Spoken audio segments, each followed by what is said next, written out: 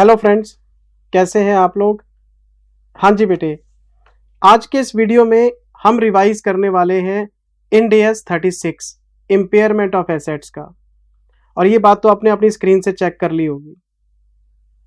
और सारे बच्चे जानते हैं CA final FR new course में इंड AS 36 एक कॉम्प्लिकेटेड इंड AS है बेटे।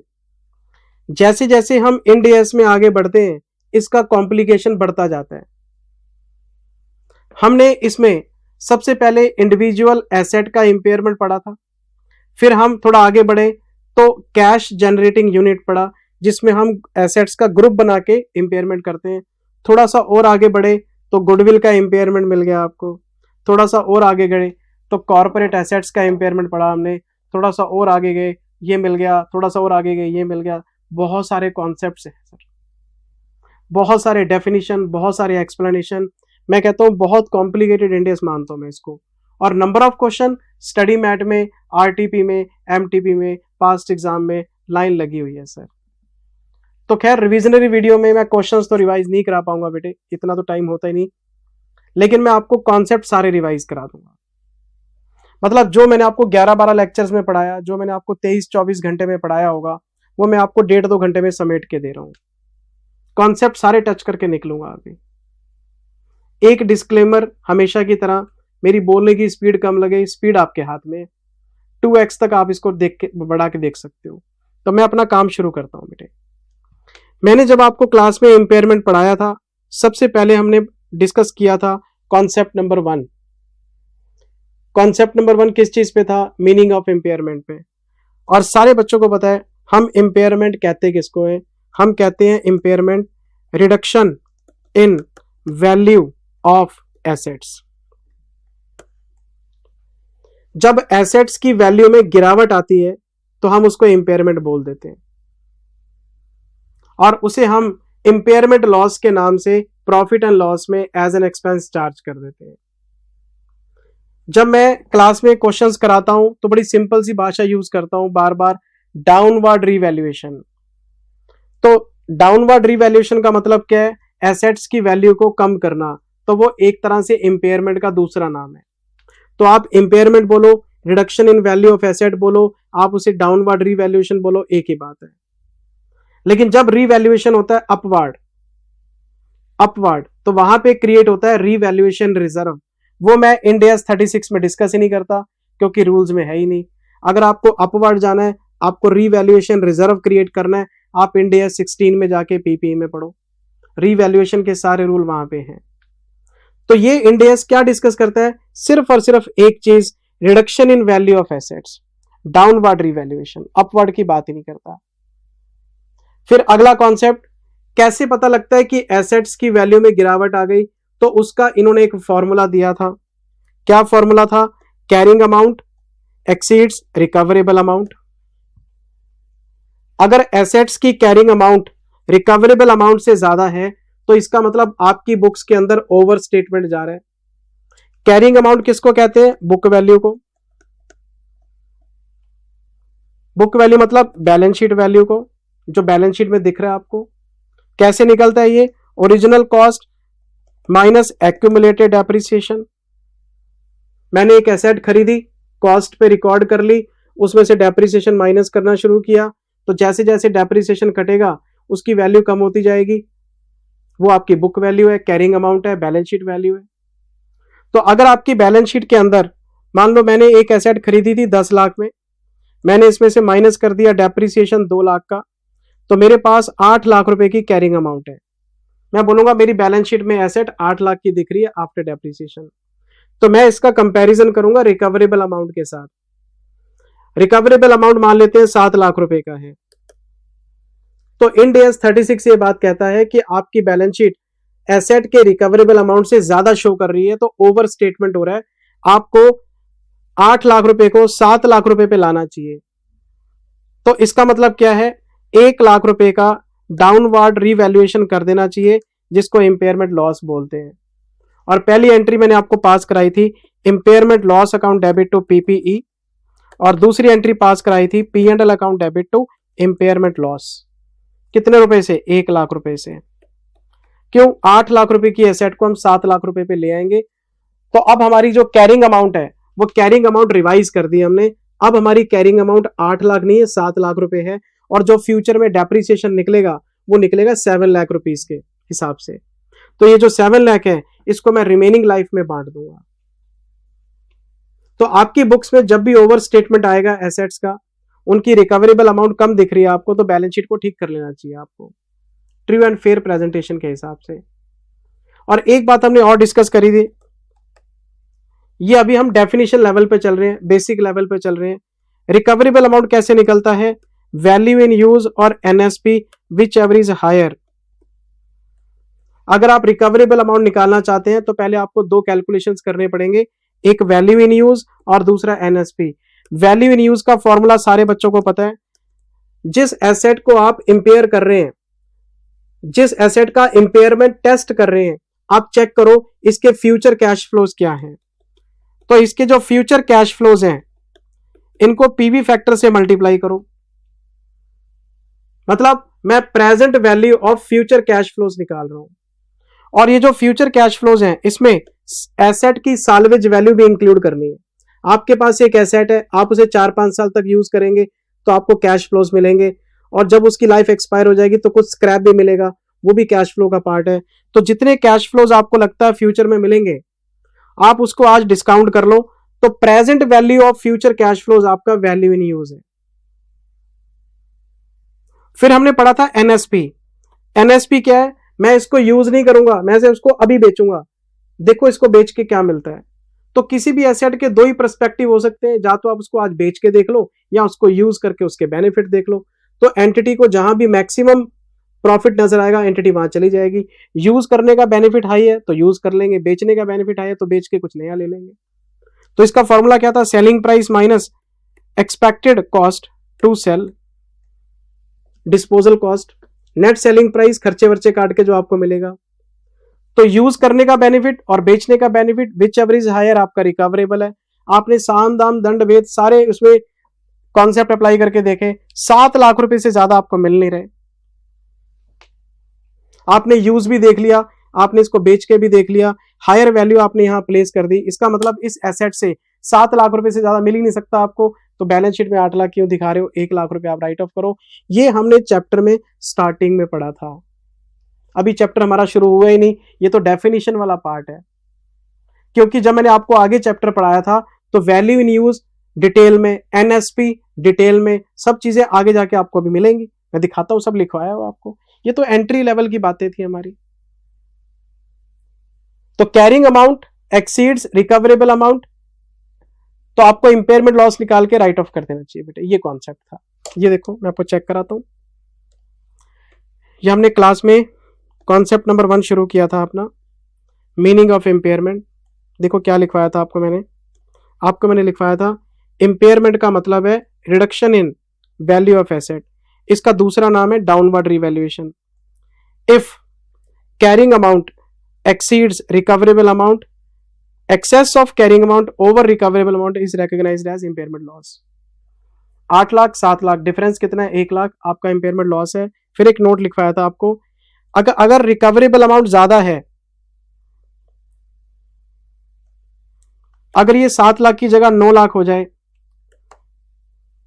तो 8 लाख से ये 9 लाख ज्यादा है, तो फिर रीवैल्यूएशन रिजर्व क्रिएट करने वाली बात हो जाएगी। वो हम यहां नहीं पढ़ेंगे, वो इंडिया 16 में पढ़ेंगे, पीपीई में पढ़ाया था आपको, वो 36 का पार्ट नहीं है। अच्छा, अगर रिकवरेबल अमाउंट ज्यादा हो जाती है तो it will be a case of upward revaluation, जो कि हम 36 में डिस्कस नहीं करते।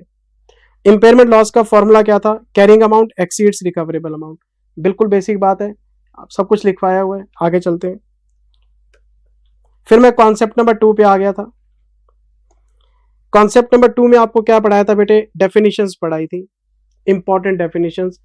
कैरिंग अमाउंट किसको बोलते हैं? ओरिजिनल कॉस्ट माइनस डेप्रिसिएशन, आपकी book value balance sheet value बोलते हैं। Book value balance sheet value जो किताबों में दिख रही है value, that is carrying amount, जिसे बैलेंस शीट कैरी कर रही है। रिकवरेबल अमाउंट का फॉर्मूला क्या था? वैल्यू इन यूज और NSP whichever is higher. Use करके देख लो, बेच के देख लो, जो मैक्सिमम बेनिफिट है वो ले लो आप, वो रिकवरेबल है, उससे ज्यादा आपको मिल ही नहीं सकता। वैल्यू इन यूज का फॉर्मूला क्या है? Present value of cash inflows which are expected by using the asset, लेकिन इसमें सैलवेज वैल्यू भी लेके चलनी है आपने, स्क्रैप को लेके चलना साथ में। तो जितने भी कैश फ्लो होंगे डिस्काउंट करके रख लो आप, वैल्यू इन यूज आ जाएगा आपका। एक पीवी फैक्ट्री तो लगाने हैं कैश फ्लो के ऊपर। और एनएसपी का फॉर्मूला, ये रहा आपका एनएसपी का formula, selling price minus expected cost to sell, ये आपका एनएसपी आ जाएगा। ये सब कुछ हम कब चेक कर रहे हैं? इंपेयरमेंट डेट को, जब हम इंपेयरमेंट टेस्ट करते हैं। अच्छा, इंपेयरमेंट कब टेस्ट करते हैं अभी बताता हूं, वो भी लिखवाया हुआ है। ये तो डेफिनेशन है। इंपेयरमेंट बोलते किसको है ये हमने डिस्कस किया अभी, तो कि जब आपकी कैरिंग अमाउंट एक्सीड करती है रिकवरेबल को, उसको इंपेयरमेंट बोलते हैं। और उसकी आपने ये एंट्रीज भी डालनी है। ये हमारा कॉन्सेप्ट नंबर 3 आ गया, एंट्रीज वेंट्रीज पास करने का। पहली entry impairment loss to assets, assets की वैल्यू कम हो गई, लॉस बुक हो गया, इस लॉस को P&L में राइट ऑफ कर दो। फिर हमारा एग्जाम्पल स्टार्ट हो गया। जितनी बात मैंने आपको समझाई 3 कॉन्सेप्ट्स के अंदर, उसका एक क्वेश्चन भी कराया आपको, चेक कराता हूं। ये देखो, बताओ कैरिंग अमाउंट कितनी है? कैरिंग अमाउंट है 10 लाख, कैरिंग अमाउंट है 10 लाख। इसका कंपैरिजन किससे कराना है? रिकवरेबल से। Value in use NSP whichever is higher. बताओ जी एनएसपी कितना है? सेलिंग प्राइस है 9 लाख का, और बेचने के खर्चे वर्चे कितने हैं? 50,000, तो ये हो गया 8.5 lakh. 8,50,000, 9 lakh minus 50,000। Value in use, ये रहे कैश फ्लोज, और ये रहा आपका साल्वेज वैल्यू, ये रहा आपका डिस्काउंटिंग फैक्टर। तो इस पे आप लगा दो वही 909, 826, 751, 683, 621। मैं आपको आंसर चेक करा ही देता हूं। ये देखो ना, पहले रिकवरेबल अमाउंट की कैलकुलेशन हो रही है 8.5 लाख, ये प्रेजेंट वैल्यू आ गई, ये विच एवर इज हायर 905450, ये आपका हायर अमाउंट है, इसको हम रिकवरेबल ले लेंगे। इंपेयरमेंट लॉस निकालना है, ये लो जी इंपेयरमेंट लॉस निकल आया। ये रही कैरिंग अमाउंट, ये रहा रिकवरेबल, ये लॉस आ गया, इसकी 2 एंट्रियां डाल दी। यहां पे हमारा काम शुरू हो गया था।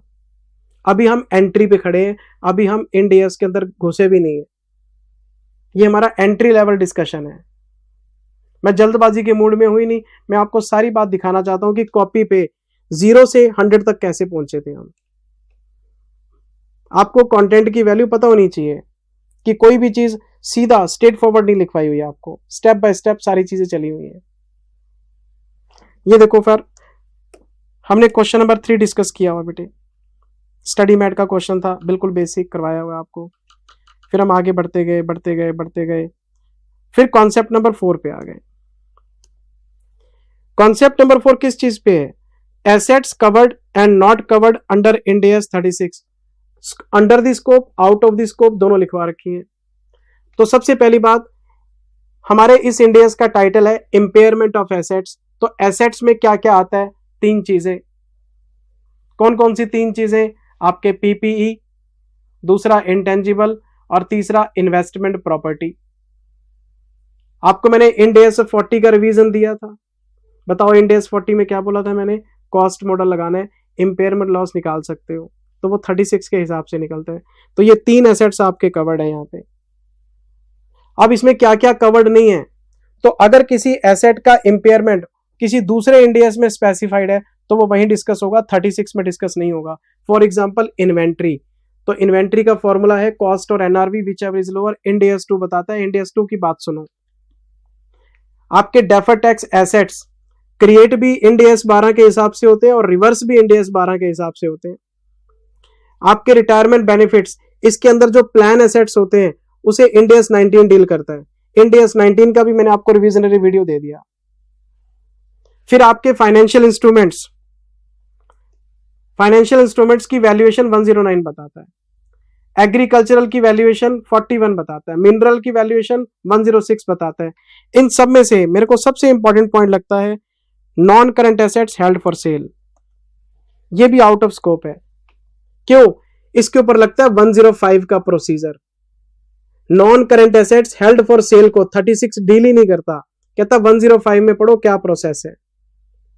तो अगर कोई non current asset held for sale है तो 105 में बताए गए स्टेप्स लगते हैं, 36 डील ही नहीं करता। यही रीजन है कि 105 में आपको मैंने जब रिवीजन कराया था उसमें बताया था कि पहला स्टेप ये, फिर दूसरा ये, फिर तीसरा ये। 105 की अपनी कहानी है, 36 का कोई लेना देना नहीं है उसके साथ।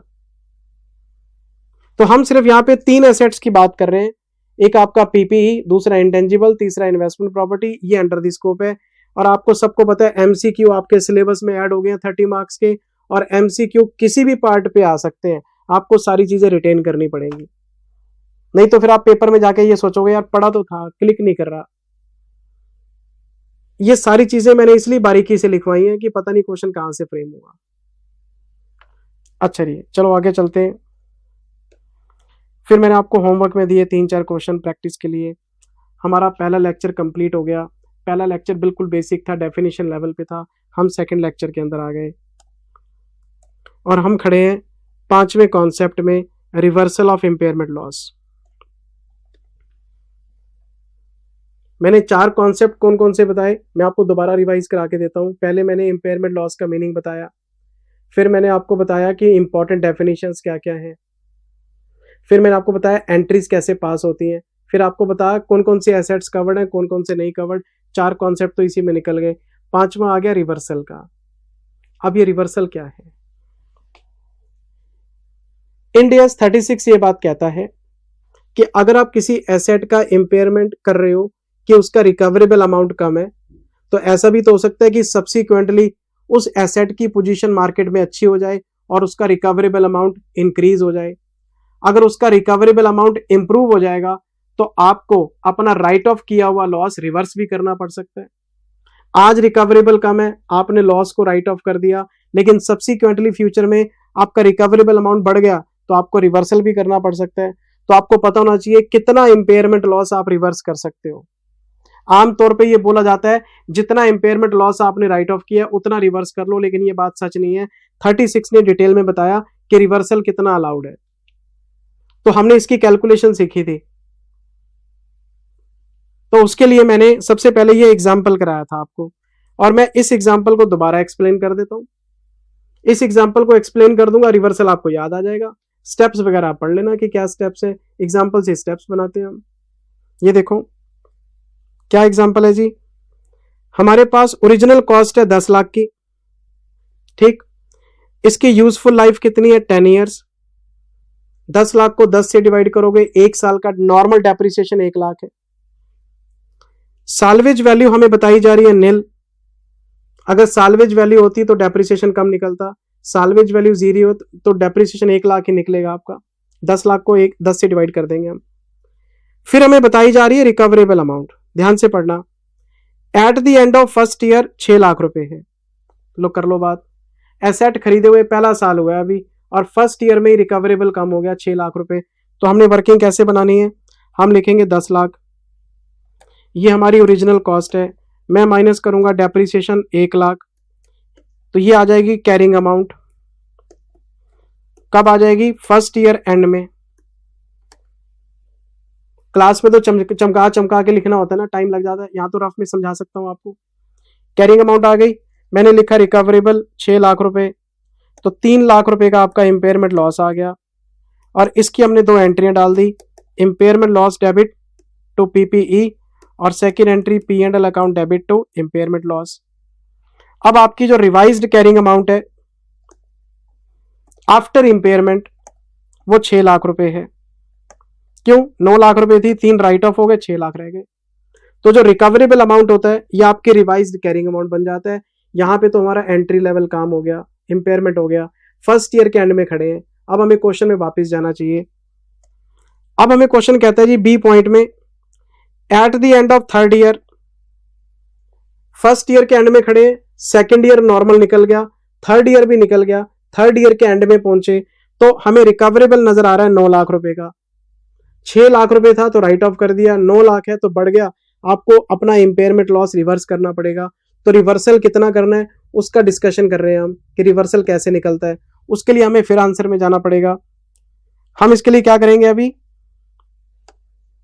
मैं लिखूंगा रिवाइज्ड कैरिंग अमाउंट, मेरे पास जी 6 लाख है, मैं इसको सेकेंड ईयर में भी यूज करूंगा, मैं इसको थर्ड ईयर में भी यूज करूंगा, मैं इस पे 2 साल का डेप्रिसिएशन लगाऊंगा। मैंने 2 साल का डेप्रिसिएशन लगाया, रिवाइज्ड कैरिंग अमाउंट पे।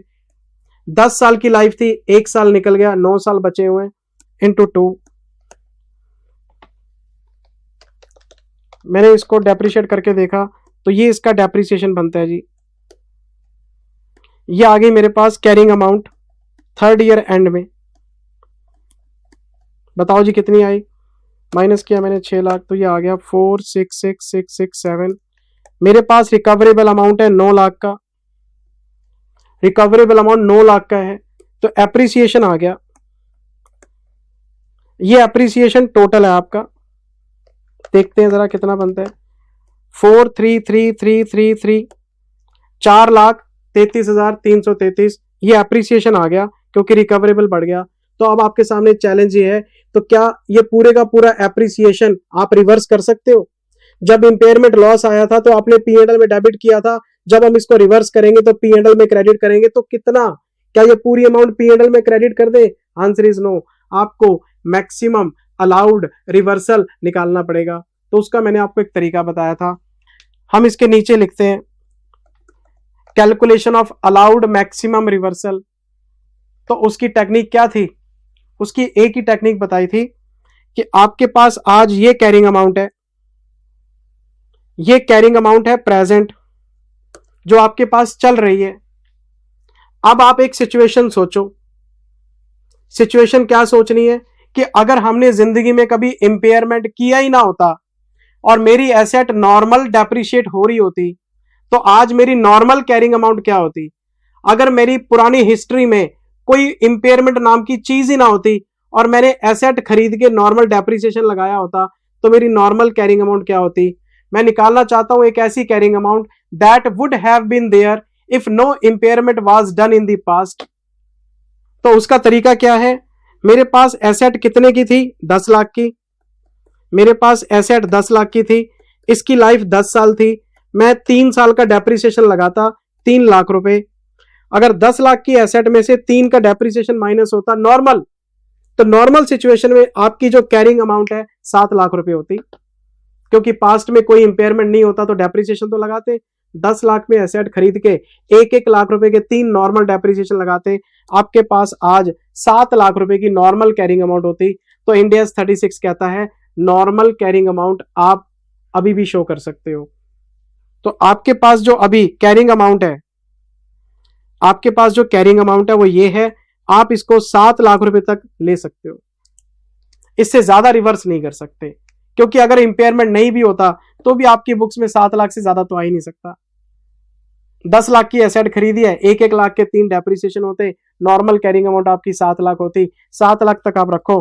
तो हमने यहां पे क्या लिखा था? Normal carrying amount without any impairment 7 lakh रुपए कि जी 10 लाख की एसेट खरीदी थी, 10 साल की इसकी लाइफ होती, 7 साल के बराबर ये होते हैं हमारे पास। एग्जिस्टिंग कैरिंग अमाउंट कितनी है? एग्जिस्टिंग कैरिंग अमाउंट मेरे पास पड़ी है आज at the end of 3rd year किताबों में ये 4666667।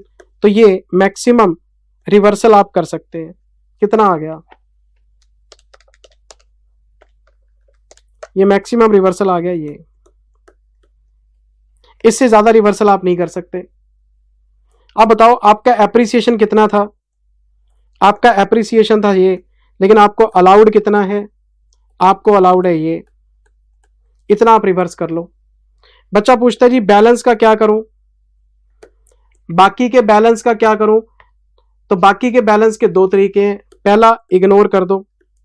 क्यों? कॉस्ट मॉडल है, कॉस्ट मॉडल में आप अपवार्ड तो जा ही नहीं सकते। अगर आप कॉस्ट मॉडल अज्यूम करेंगे तो जो एक्सेस एप्रिसिएशन है उसे इग्नोर कर दो और पेपर में लिख के आओ जी मैंने कॉस्ट मॉडल अज्यूम किया है और कॉस्ट मॉडल में मैं एक्सेस को रिवाइज नहीं कर सकता। दूसरा, आप पेपर में लिख के आओ जी मैंने तो रीवैल्यूएशन मॉडल अज्यूम कर लिया, और जब आप रीवैल्यूएशन मॉडल अज्यूम करते हैं तो आप ये 2 लाख रुपए भी रिवर्स कर सकते हैं, लेकिन ये P&L में नहीं जा सकता, इसका हम रीवैल्यूएशन रिजर्व क्रिएट कर देंगे। 2 केस बनते हैं। कॉस्ट मॉडल है तो 2,33,333 को P&L में रिवर्स करके वहीं चुप हो जाओ। अगर रीवैल्यूएशन मॉडल है तो सारा एप्रिशिएट कर लो, 2,33 तक P&L में रिवर्स कर दो और बाकी का RR में डाल देना। अब आपको कि सर पेपर में करे तो करे क्या, आप तो 2-2 सुझाव दे रहे हो, तो मैंने आपको बोला था स्टडी मैट में 99% क्वेश्चंस के अंदर कॉस्ट मॉडल अज्यूम किया हुआ है और उतना ही रिवर्स करते हैं जितना अलाउड है कॉस्ट मॉडल के अंदर। रीवैल्यूएशन रिजर्व एक आधे क्वेश्चन में क्रिएट किया हो तो किया हो। अगर आपको पेपर में स्पेसिफिकली लिखा मिल जाए कि रीवैल्यूएशन मॉडल लगा दो तो कर देना, नहीं तो छोड़ देना। तो मैं इसमें एंट्रीज डालूंगा। पहली एंट्री, पहले एसेट की वैल्यू कम की थी, अब बढ़ानी है, तो एंट्री पास हो जाएगी PP account debit to reversal of impairment loss 233333 233333। और सेकेंड एंट्री पास करेंगे reversal account debit to P and L. एक तरफ आपकी एसेट बढ़ गई, एक तरफ प्रॉफिट बढ़ गया। जब इंपेयरमेंट आया था तब क्या हुआ था, एसेट कम हो गई थी तो पी एंड एल कम हो गया था, उसका उल्टा कर दिया हमने। ये एंट्री आपको कहां नजर आएंगी, कॉस्ट मॉडल में। अगर इसी क्वेश्चन को हम दूसरे तरीके से बनाएं तो एंट्री पास होगी PP debit 433333 to reversal of impairment loss 23333 to RR revaluation reserve 2 lakh का, और ये पी एंड एल में चला जाएगा इस एंट्री में। और ये कौन सा मॉडल है, रिवैल्यूएशन मॉडल है जी आपका। आपको सब बताया हुआ बेटे, बड़े प्यार से एग्जाम्पल कराया था और इस एग्जाम्पल के बेसिस पे स्टेप्स कराए थे और फिर आपको स्टडी मैट के पास्ट एग्जाम के आरटीपी एमटीपी के क्वेश्चंस कराए थे। पढ़ना तो बेटे आपने, देखो ना, ये एग्जाम्पल था, ये देखो आपकी कॉपी में लिखा हुआ है, मैंने वही रिपीट कर दिया ताकि आपको कॉन्सेप्ट रिकॉल हो जाए फटाफट से। पहले हमने 10 लाख लिया, 1 लाख, 6 लाख, 9 लाख, 3 लाख का लॉस राइट ऑफ हो गया। ये हमारी रिवाइज्ड कैरिंग अमाउंट आ गई। ये हमारे क्वेश्चन का पहला प्रेजेंटेशन हो गया। फिर हम थोड़ा सा आगे बढ़े। जब हम आगे बढ़े तो क्या हुआ, पहले 6 लाख लिया, फिर डेप्रिसिएशन माइनस किया, ये नॉर्मल कैरिंग अमाउंट आ गई, आज का रिकवरेबल है, ये टोटल एप्रिसिएशन आ गया। लेकिन हमें अलाउड कितना है, हमें अलाउड इतना है। बाकी का 2 लाख इग्नोर करो या फिर रीवैल्यूएशन रिजर्व में डालो accounting according to the measurement rules. जो मेजरमेंट वैल्यूएशन लेनी है वो ले लो आप। अच्छा, ये देखो एंट्रीज पास करा रखी हैं आपको। एंट्रीज के बाद फिर रीवैल्यूएशन मॉडल भी समझाया हुआ है कि जी 2 लाख रुपए आप आरआर में डाल दो। ये था इसमें, ये आपको कॉन्सेप्ट लिखवाया हुआ है। Reversal is allowed up to original carrying amount that would have been there if no impairment was done in the past. याद आया बेटे, याद आया, रिवर्सल हो गया, 5 कॉन्सेप्ट हो गए हमारे। फिर मैंने आपको ये क्वेश्चन करा रखा है जी स्टडी मैट का ही, क्वेश्चन नंबर 31। स्टडी मैट का एक एक क्वेश्चन हमने आपको क्लास में कराया, ठीक, आरटीपी का कराया, एमटीपी का कराया। पास्ट एग्जाम तो खैर सिमिलर ही होते हैं सारे। बच्चे ने क्या किया, क्लास अटेंड करी, क्लास अटेंड करने के बाद फिर उसने स्टडी मैट खोल लिया और क्लास के सॉल्यूशन को स्टडी मैट से मिलाने लग गया। क्लास लेने का क्या फायदा आप बता दो। मैं एक पेपर पढ़ा रहा हूं, 25 साल से पढ़ा रहा हूं, बाल सफेद हो गए आपको दिख रहे हैं, आपसे बेटर मैं स्टडी मैट पढ़ सकता हूं। आप मेरे से बढ़िया स्टडी मैट नहीं पढ़ सकते। मैं ये नहीं कह रहा कि मैं आपसे ज्यादा ब्रिलियंट हूं ना, मैं तो आपको टक्कर दे ही नहीं सकता। मैं ये कह रहा हूं आपको 3 या 4 पेपर मैनेज करने हैं, आपके पास उतना फोकस ही नहीं है अभी। मेरे को एक ही पेपर पढ़ाना है और ऊपर से मेरा इंटरेस्ट फाइनेंशियल है, तो मैं ज्यादा फोकस होकर पढ़ाऊंगा। तो मेरी तो कोशिश होगी कि मैं बच्चों को सेटिस्फाई करूं ताकि नंबर ऑफ स्टूडेंट्स और बढ़े और पैसे आए। इसलिए कहता हूं क्या बात को समझो, क्यों टाइम वेस्ट करते हो। आपके बिहाफ पे सारा स्टडी मैट मैंने पढ़ लिया, पर आप फिर स्टडी मैट जाके अपना टाइम वेस्ट करते हो। मेरे को इसी बात का दुख होता है यार कि जब तेरे बिहाफ पे मैंने पढ़ लिया तो क्यों अपना टाइम खराब कर रहा है। जो पढ़ा दिया कर लेना बच्चे। इतने बच्चे फायदा उठा के सीए बन गए, आप भी उठा लो यार। क्यों शक की नजर से देखते रहते हो फालतू में। और अगर सीनियर टीचर नहीं पढ़ा पाया तो कौन पढ़ाएगा बताओ। यूट्यूब पे जो लोग पढ़ा रहे हैं आधे से ज्यादा मेरे स्टूडेंट हैं। मेरी बात समझ रहे हो, मैं इतने कॉन्फिडेंस से बोल रहा हूं तो कुछ तो बात होगी। बाकी आपने टाइम वेस्ट करना है बेटे, आप कर लो। देखो मैं तो सजेशन दे सकता हूँ एज अ सीनियर, बाकी आपकी चॉइस है बेटे। सेल्फ स्टडी बुरी चीज नहीं है ना, लेकिन कुछ नया पढ़ो। वही स्टडी मैट जो मैंने करा दिया उसको दोबारा पढ़ के क्यों टाइम खराब करते हो अपना। क्वेश्चन नंबर 31 कराया आपको, चलते गए चलते गए चलते गए चलते गए चलते गए चलते गए। फिर 29 कराया आपको, फिर चलते गए चलते गए चलते गए चलते गए चलते गए चलते गए चलते गए चलते गए चलते गए चलते गए चलते गए चलते गए। फिर 14 कराया, स्टडी मैट का क्वेश्चन है। चलो जी चलो चलो चलो चलो। फिर लेक्चर नंबर 3 आ गया। हमने 2 लेक्चर रिवाइज कर लिए, 5 कॉन्सेप्ट रिवाइज कर लिए। पहला कॉन्सेप्ट मीनिंग ऑफ इम्पेयरमेंट, दूसरा डेफिनेशन, तीसरा एंट्रीज, चौथा स्कोप आउट ऑफ स्कोप, और 5वां रिवर्सल। मैं आ गया लेक्चर नंबर 3 में और मैं खड़ा हूं कॉन्सेप्ट नंबर 6 में। ये है इंडिकेशंस के ऊपर। मैंने आपको क्लास में एक बात बताई थी बेटे कि इंपेयरमेंट करना कब है, इंपेयरमेंट करना कैसे है वो तो आपको आ गया, करना कब है। तो मैंने आपको क्लास में ये बात बताई थी कि आपकी मर्जी नहीं चलेगी, आपका मन किया आपने इंपेयरमेंट कर लिया ना। इंपेयरमेंट करने से पहले कोई ना कोई इंडिकेशन आपको मिलना चाहिए। और आपके इंडियस ने 2 तरह के इंडिकेशंस की बात की है, एक्सटर्नल इंडिकेशन, इंटरनल इंडिकेशन।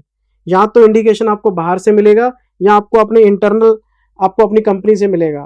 कोई ना कोई इंडिकेशन होगा तभी आप इंपेयरमेंट कर सकते हो। फिर मैंने आपको एग्जांपल लेके बताए थे एक्सटर्नल इंडिकेशंस के।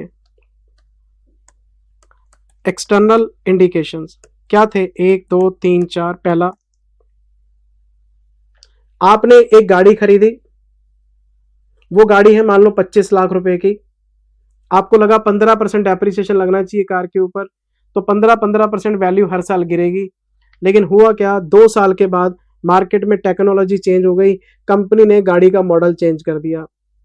अब मॉडल चेंज हो गया, टेक्नोलॉजी चेंज हो गई, तो जो गाड़ी आपके पास है वो उतने की बिकेगी नहीं जितने की आप सोच रहे हो, तो मार्केट प्राइस में डिक्लाइन आएगा एक्सपेक्टेशन से ज्यादा। तो अगर ड्यू टू टेक्नोलॉजी आपके एसेट की वैल्यू फास्टली गिर रही है क्योंकि आपके पास पुरानी टेक्नोलॉजी है, तो ये एक इंडिकेशन है कि डेप्रिसिएशन से ज्यादा आप राइट ऑफ करो। दूसरा, वैल्यू इन यूज का फॉर्मूला क्या था? Cash flow into PV factor. PV factor कैसे निकलते हैं? मार्केट रेट पे। मार्केट रेट बढ़ गया, मार्केट रेट था 10% लेकिन अब हो गया 12%, इंक्रीज हो गया। मार्केट रेट बढ़ेगा तो पीवी फैक्टर डाउन हो जाएंगे, मार्केट रेट हाई होगा तो पीवी फैक्टर स्मॉल हो जाएंगे। पीवी फैक्टर छोटे हो जाएंगे तो कैश फ्लो के ऊपर उसको लगाएंगे तो आपका वैल्यू इन यूज गिर सकता है। 10% का वैल्यू इन यूज ज्यादा आएगा, 12% का वैल्यू इन यूज कम आएगा। ये भी एक इंडिकेशन है कि मार्केट रेट ऑफ इंटरेस्ट बढ़ गया, इसकी वजह से पीवी फैक्टर कमजोर हो गया। पीवी फैक्टर के कमजोर होने से वैल्यू इन यूज कमजोर हो गया। हो सकता है कि रिकवरेबल अमाउंट आपकी कम हो जाए क्योंकि वैल्यू इन यूज के हिसाब से तो आपका रिकवरेबल निकलता है। ये भी एक इंडिकेशन है, आप टेस्ट करके देखो। इंपेयरमेंट आएगा तो राइट ऑफ कर देंगे, नहीं तो कोई बात नहीं, टेस्ट करने में क्या बुराई है। इंडिकेशन मिलते ही हम इंपेयरमेंट टेस्ट करते हैं। मैं टेस्ट की बात कर रहा हूं आपके साथ कि टेस्ट करना कब है। फिर तीसरा आपको एग्जांपल बताया था, आपने कोई एसेट खरीदी, सरकार ने रिस्ट्रिक्शन लगा दी, बैन कर दी। आपने कहीं किसी एरिया में फैक्ट्री खोली, फैक्ट्री बैन हो गई आपकी। तो जब गवर्नमेंट को रिस्ट्रिक्शन लगा देती है, सरकार ने बोला 2 साल में समेटो यहां से सब कुछ, तो अगर गवर्नमेंट की रिस्ट्रिक्शन लगेगी किसी एसेट के यूज पे तो उसकी वैल्यू में गिरावट आनी है। रिस्ट्रिक्टेड एसेट्स की वैल्यू सर अपने आप कम हो जाती है। अब मान लो एक ट्रांसपोर्टेशन कंपनी है, उसके ऊपर इंडियस का कंप्लायंस है, उसके पास 150 ट्रक खड़े हैं, सरकार ने बोल दिया 10 साल से पुराने इंजन नहीं चलेंगे। 60 ट्रक हैं जिनकी लाइफ 8 साल है और 10 साल के बाद ये बैन हो जाएंगे, तो 2 साल की लाइफ बची हुई है, वैल्यू गिर जाएगी। पहले लाइफ थी 15 साल सरकार की तरफ से, तो जब उसकी चलाने की लाइफ कम हो जाएगी, वैल्यू कम हो जाएगी। सरकार रिस्ट्रिक्शन लगाएगी तो आपको नुकसान होगा, ये भी एक इंडिकेशन है। चौथा स्टॉक मार्केट। स्टॉक मार्केट में एक होता है मार्केट प्राइस, एक होती है बुक वैल्यू। अगर मार्केट प्राइस है 180 और बुक वैल्यू है 50, इसका मतलब आप अच्छे प्रॉफिट्स में हो।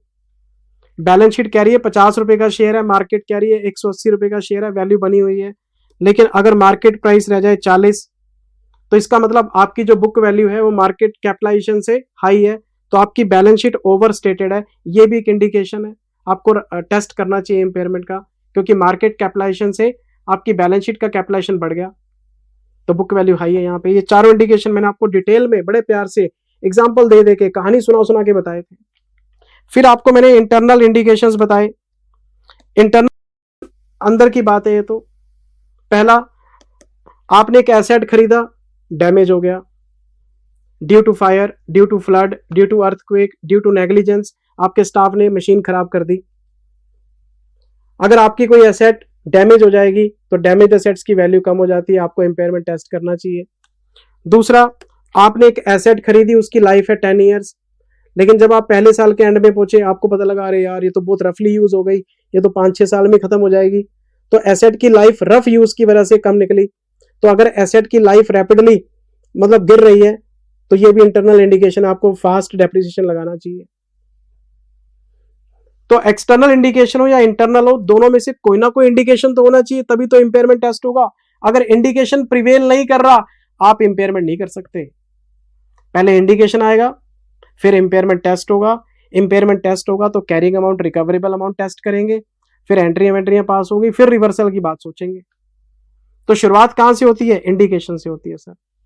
फिर मैंने आपको पूरे इंडिकेशन समझाने के बाद एक्सेप्शन बताई थी बेटे।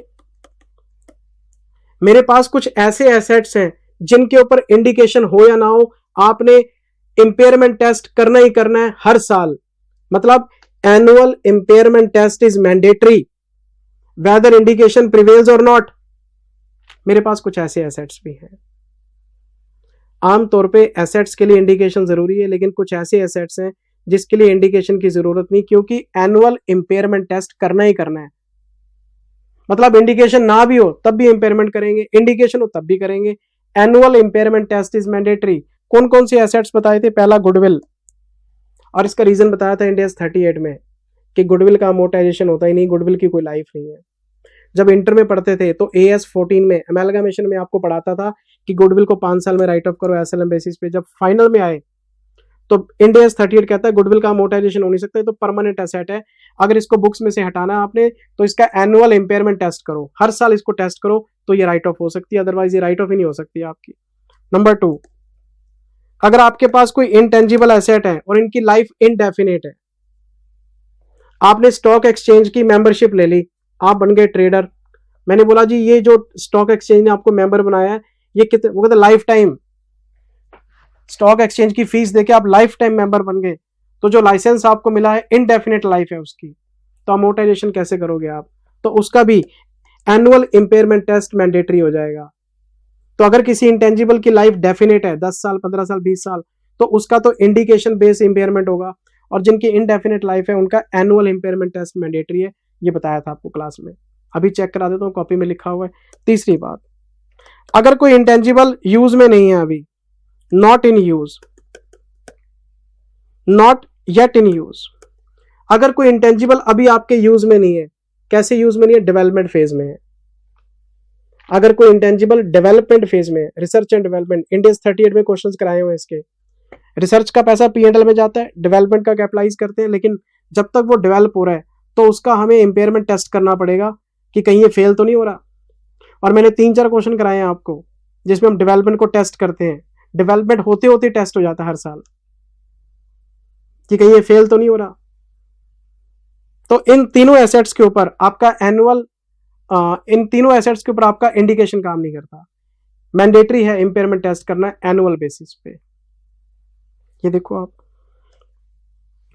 ये हमारा कॉन्सेप्ट नंबर 6 है, external indication, internal indication. There should be some indication before commencement of impairment test, कोई ना कोई इंडिकेशन होना चाहिए। It can also be said that existence of indication is must if an entity wants to conduct impairment test for its, फिर simple भाषा में लिखवाया उसको ताकि कोई कंफ्यूजन ना आ जाए।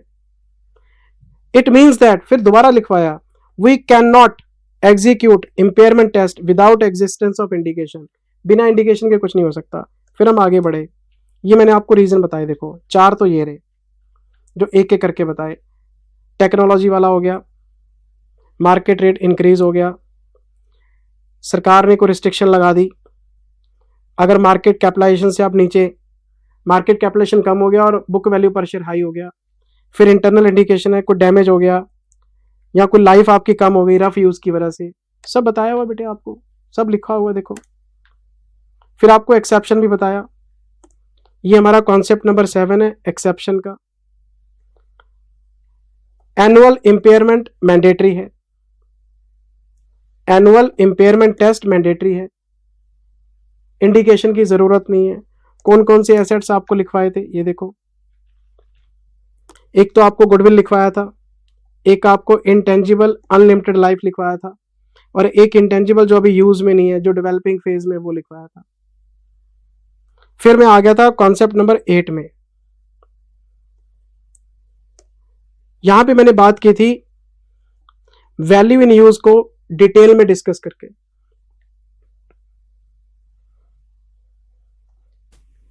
Value in use concept number 8। Value in use का आपको फॉर्मूला क्या बताया था? Cash inflows into PV factor. लेकिन वैल्यू इन यूज के रिलेशन में मैंने आपको बहुत डिटेल में बताया था कि ये जो कैश इनफ्लोज हैं, पॉइंट नंबर 1, जब किसी एसेट का वैल्यू इन यूज निकालना है तो उसमें कैश फ्लो यूज होते हैं, तो ये कैश फ्लो आपके प्रोबेबल होने चाहिए। और अगर आपके कैश फ्लो प्रोबेबल नहीं है तो कोई बात नहीं, फिर आपको प्रोबेबिलिटी फैक्टर्स का सहारा लेना चाहिए। तो फिर आप कैश फ्लो एस्टिमेट करो और उन कैश फ्लो की प्रोबेबिलिटी निकालो, और प्रोबेबिलिटी फैक्टर निकालने के बाद, प्रोबेबिलिटी फैक्टर लगाने के बाद जो कैश फ्लो आएगा उसको यूज करेंगे। अगर तो आपके कैश फ्लो सीधा ही प्रोबेबली एस्टिमेट हो रहे हैं तो उनको यूज कर लो, और अगर आपके कैश फ्लो एस्टिमेट नहीं हो पा रहे तो उस पर प्रोबेबिलिटी लो कि इस कैश फ्लो की क्या प्रोबेबिलिटी है, इस कैश फ्लो की क्या प्रोबेबिलिटी है, तो प्रोबेबिलिटी फैक्टर लगाएंगे। इनके क्वेश्चंस भी कराए हुए हैं, अभी चेक कराता हूं। तीसरा, अगर आप कैश फ्लो एस्टिमेट करते हैं और प्रोबेबिलिटी फैक्टर भी नहीं निकलते आपके, तो आपको यह पता होगा कि एक रेंज ले लो फिर आप, कि एसेट को यूज करने से कैश फ्लो की रेंज क्या है। एक हाई रेंज, एक लो रेंज। इतने से लेके इतना कैश फ्लो हो सकता है जी, 10,000 रुपए से लेके 15,000 के बीच में कैश फ्लो वेरी करेगा। एक हाई रेंज, एक लो रेंज, इसका एवरेज कर लो। या तो कैश फ्लो आपके प्रोबेबल होंगे, प्रोबेबल नहीं होंगे तो प्रोबेबिलिटी फैक्टर से आ जाएंगे। प्रोबेबिलिटी फैक्टर भी काम नहीं करे तो एक रेंज ले लो, हाई लो का एवरेज ले लो। फिर अगर आपकी एसेट कंट्री से बाहर है तो आपके कैश फ्लो फॉरेन करेंसी में हो सकते हैं। तो जो फॉरेन करेंसी के कैश फ्लो हैं, इसको इंडियन करेंसी में ट्रांसलेट करने के लिए आपको एक्सचेंज रेट लगाना पड़ेगा। तो वो एक्सचेंज रेट ना तो ओपनिंग रेट होगा ना क्लोजिंग रेट होगा, एक्सचेंज रेट लेना है। कौन सी डेट का? इंपेयरमेंट डेट का। अगर आपका इंपेयरमेंट मान लो 14 अगस्त को हो रहा है तो 14 अगस्त को जो रेट प्रिवेल करेगा वो लगा के हम कैश फ्लो निकालेंगे। तो एक्सचेंज रेट का सिलेक्शन बताया था आपको कि कैश फ्लो तो एस्टिमेट किए जा सकते हैं, एक्सचेंज रेट को एस्टिमेट कैसे करोगे, तो वो सेम डेट का लेना होता है आपने। फिर आपको एक बात और बताई थी मैंने कि जब आप वैल्यू यूज निकालते हैं तो कैश फ्लो 5 साल तक आपको एस्टिमेट करने चाहिए। 5 साल तक का फोरकास्ट ठीक होता है, और 5वें साल के एंड में साल्वेज वैल्यू आपको ले लेनी चाहिए। मान लो किसी एसेट की लाइफ 15 साल पड़ी है तो 15 साल को एस्टिमेट करना बड़ा मुश्किल काम है, 5 साल तक का एस्टिमेशन ठीक माना जाता है। तो 5 ही कैश फ्लो लो फ्यूचर के, और 5वें साल के एंड में साल्वेज वैल्यू एस्टिमेट कर लो। लेकिन एक बात और बताई थी कि इंडियस तो कहता है 5 साल के हिसाब से चलो, प्रैक्टिकल क्वेश्चन में कभी कभी 6 साल, 8 साल, 10 साल के कैश फ्लो दे रखे होते हैं। तो प्रैक्टिकल क्वेश्चन में जितनी इंफॉर्मेशन देगा सारी यूज कर लेना, क्योंकि क्वेश्चन तो भगवान है, और एग्जामिनर को ये नहीं कहना कि तेरे को नॉलेज नहीं है, इतने सारे कैश फ्लो कैसे दे दिए। क्वेश्चन में वो करो जो क्वेश्चन कह रहा है। प्रैक्टिकली 5 साल, उससे ज्यादा फोरकास्ट नहीं करना चाहिए। तो ये मैंने आपको कैश फ्लो के रिलेशन में सारी बातें बताई थी। फिर इसमें पीवी फैक्टर है। ये पीवी फैक्टर कौन से रेट पे लेना है? मार्केट रेट पे लेना है जी। और अगर मार्केट रेट ना हो तो फिर इंक्रीमेंटल बोरिंग रेट ले लो। लेकिन एक बात का याद रखना, मार्केट रेट हो या इंक्रीमेंटल बोरिंग रेट हो, ये प्री टैक्स होना चाहिए।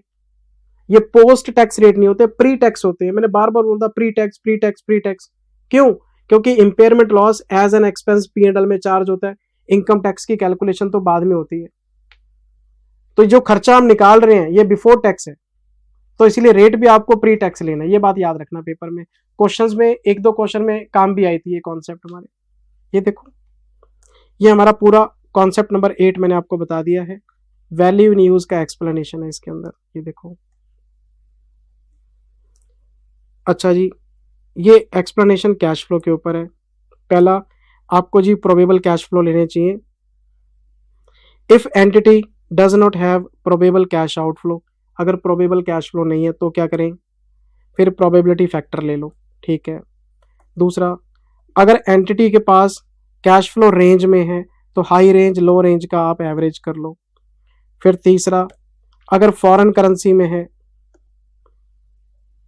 अगर कोई एसेट इंडिया के बाहर है और उसका कैश फ्लो फॉरेन करेंसी में है तो इसे इंडियन करेंसी में ट्रांसलेट करो, कन्वर्जन करो। कौन से रेट पे? प्रेजेंट एक्सचेंज रेट पे, जो इंपेयरमेंट डेट को है, on the date of impairment. क्यों? कैश फ्लो को तो एंटीसिपेट कर सकते हो, रेट को कैसे करोगे? तो रेट तो आपको पर्टिकुलर उसी डेट का लेना पड़ेगा। फिर आपको 5 साल वाली कहानी सुनाई थी आगे, ये देखो, an entity should not estimate cash flow for more than 5 years due to inaccuracy in long term projections. और 5वें साल के एंड में ही आपको साल्वेज वैल्यू लेनी चाहिए। लेकिन नोट लिखवाया, प्रैक्टिकल क्वेश्चन में वो करो जो क्वेश्चन कह रहा है आपको। क्यों? क्वेश्चन तो भगवान है, नंबर तो उसी चीज के मिलने हैं आपको। फिर आपको मार्केट रेट के बारे में बताया। Market rate cost of capital rate है, नहीं दे रखा तो आप इंक्रीमेंटल बोरिंग रेट ले लो, लेकिन प्री टैक्स लेना आपने। और फिर देखो क्वेश्चन कराया आपको मैंने 33 प्रोबेबिलिटी फैक्टर का क्वेश्चन है, 34 ये आपका 34 है, ये भी प्रोबेबिलिटी फैक्टर का क्वेश्चन है। फिर 35 हाई रेंज लो रेंज का क्वेश्चन है। फिर 32 ये फॉरेन करेंसी का क्वेश्चन है, ये रहा 32 प्रेजेंट एक्सचेंज रेट। फिर हम कॉन्सेप्ट नंबर 9 पे आ गए थे। ये किस चीज की एक्सप्लेनेशन है? एनएसपी की। जैसे वैल्यू इन यूज को मैंने डिटेल में एक्सप्लेन किया था, वैसे एनएसपी पे भी चर्चा हुई थी कि एनएसपी कैसे आता है। पहला, जिस एसेट को आप इंपेयरमेंट टेस्ट में लेके आए हो वो आपका पुराना एसेट है। पुराना एसेट है तो सेकंड हैंड है, सेकंड हैंड है तो उसकी चेक करो कोई सेकंड हैंड मार्केट है क्या। मेरे पास एक गाड़ी है तो मैं देखूंगा यार मार्केट में कोई कार बाजार तो नहीं लगता जिसमें पुरानी गाड़ियां बिकती हैं, तो मैं वहां से पता करके आऊंगा कि मेरे पास जो गाड़ी है सेकंड हैंड है, इसकी क्या वैल्यू है। अगर मान लो कोई एक्टिव मार्केट नहीं है सेकंड हैंड एसेट्स की तो कोई बात नहीं, हम मार्केट में चेक करेंगे कि इस तरह के एसेट्स का कोई रीसेंट ट्रांजैक्शन तो नहीं हुआ। आपको किसी प्रॉपर्टी का रेट पता करना है तो आप क्या करते हो? ब्रोकर के पास जाते हो, जी क्या रेट चल रहा है, किस रेट पे सौदे हुए हैं आजकल, तो जो ट्रांजैक्शन चल रहे हैं मार्केट में वही तो रेट डिसाइड करते हैं। तो या तो कोई रीसेंट ट्रांजैक्शन देखेंगे या कोई एक्टिव मार्केट देखेंगे। और मान लो दोनों चीजें नहीं है, ना कोई ट्रांजैक्शन हुई ना कोई एक्टिव मार्केट है, तो मैंने आपको बताया था एनएसपी आप छोड़ दो, वैल्यू इन यूज को ही आप रिकवरेबल अमाउंट मान लो। जब एनएसपी है ही नहीं तो आप क्या करोगे? फिर वैल्यू इन यूज ही आपका रिकवरेबल बन जाएगा। पूरी बात आपको समझाई थी बेटे, ये देखो, या तो रीसेंट ट्रांजैक्शन की रेफरेंस लो तो आपको एनएसपी पता लगेगा, या फिर सेकेंड हैंड मार्केट में आप पता करो कि इसका क्या रेट चल रहा है। अगर एनएसपी नहीं निकल सकता तो आपका वैल्यू इन यूज ये रिकवरेबल अमाउंट बन जाता है। हमारा फॉर्मूला क्या था? ये हमारा फॉर्मूला था, ये पता नहीं तो फिर ये रिप्लेस हो जाएगा यहां पे। चलो जी आगे चलते हैं, लेक्चर खत्म हो गया, मैं आ गया लेक्चर नंबर 4 में। ये हमारा 4th लेक्चर है जी, और मैं इसमें शुरू करना हूं concept number 10 CGU. Very very very very very very important CGU का कॉन्सेप्ट आ गया। इसका फुल फॉर्म क्या है? Cash generating unit. हम इसमें क्या करते हैं, मैंने आपको एग्जांपल दिया था, मैं वही एग्जांपल रिपीट कर रहा हूं ताकि कॉन्सेप्ट आपको रिकॉल हो जाए। मेरे पास एक कोल माइन है, कोयले की खदान है सर, रिमोट एरिया में है, और जिन एरियाज में ये खदानें होती हैं सर वहां पे पहुंचने का रास्ता होता नहीं है, बनाना पड़ता है। तो हमने कोल माइन तक एक रोड बनाई और डिस्ट्रीब्यूशन चैनल के लिए हमने एक रेलवे ट्रैक बनाया। रोड इसलिए बनाई ताकि ट्रक चलें, रेलवे ट्रैक इसलिए बनाया ताकि हम वहीं से मतलब रेलवे में ट्रांसपोर्टेशन के थ्रू इंडिया में पहुंचा दें। अगर आपने ऑडिट किए हो तो बहुत सारी जो सरकारी कंपनियां हैं उनके अंदर ही रेलवे ट्रैक है, वहीं गाड़ी आती है, वहीं लोड होती है, वहीं से निकल जाती है। तो इस कोल माइन के तो आप कैश फ्लो एस्टिमेट कर सकते हो, लेकिन ये जो रोड है इस रोड को कैसे बेचोगे? इस रोड का यूज कोल माइन के साथ जुड़ा हुआ है। अगर मैं कोल माइन यहां से हटा देता हूं, इस रोड का कोई यूज नहीं है। तो रोड का बेनिफिट कोल माइन के साथ जुड़ा हुआ है, इस रेलवे ट्रैक का अपना कोई इंडिपेंडेंट बेनिफिट नहीं है। तो मैंने आपको क्लास में समझाया था, जब किसी एसेट का इंडिविजुअल कैश फ्लो आपको नजर ना आए तो फिर हम ढूंढते हैं कि इसका इंटर रिलेटेड एसेट कौन सा है, ऐसी कौन सी एसेट है जिसके ऊपर इसका कैश फ्लो डिपेंडेंट है। इंटर रिलेटेड बोलो, इंटर डिपेंडेंट बोलो। तो मुझे पता लगा जी रोड का बेनिफिट तो कोल माइन के साथ अटैच है, रेलवे ट्रैक का तो बेनिफिट कोल माइन के साथ अटैच है। तो हम क्या करते हैं, हम coal mine plus road plus track इन सबको इकट्ठा करके एक सीजीयू बना लेते हैं। सीजीयू क्या है, स्मॉलेस्ट ग्रुप ऑफ एसेट्स। मैंने एक बात और बोली थी, कोशिश करनी है कि छोटे से छोटा ग्रुप बने। ऐसा मत करना कि यार इंडिविजुअल इंपेयरमेंट कहां करते फिरेंगे, सारे एसेट्स को इकट्ठा करके जी हम तो एक ही बार में इंपेयरमेंट कर देते हैं। ग्रुप बनाने की आपको इजाजत मिली है, मजबूरी में स्मॉलेस्ट ग्रुप बनाना है। अगर कोई लार्जर ग्रुप आपने बनाया और अगर वो नीचे वाले लेवल पे तोड़ा जा सकता है तो लार्जर अलाउड नहीं है, ऑडिटर क्वेश्चन रेज कर देगा आपके ऊपर। तो स्मॉलेस्ट ग्रुप ऑफ एसेट्स बनाना है ताकि इंटरडिपेंडेंट एसेट्स ही उसके अंदर आए, क्योंकि वो मजबूरी है, इनका कैश फ्लो है नहीं। तो फिर मैंने आपको इनका इंपेयरमेंट निकालना सिखाया था। क्या फॉर्मूला था, पहला स्टेप, आप सबकी कैरिंग अमाउंट इकट्ठी कर लो।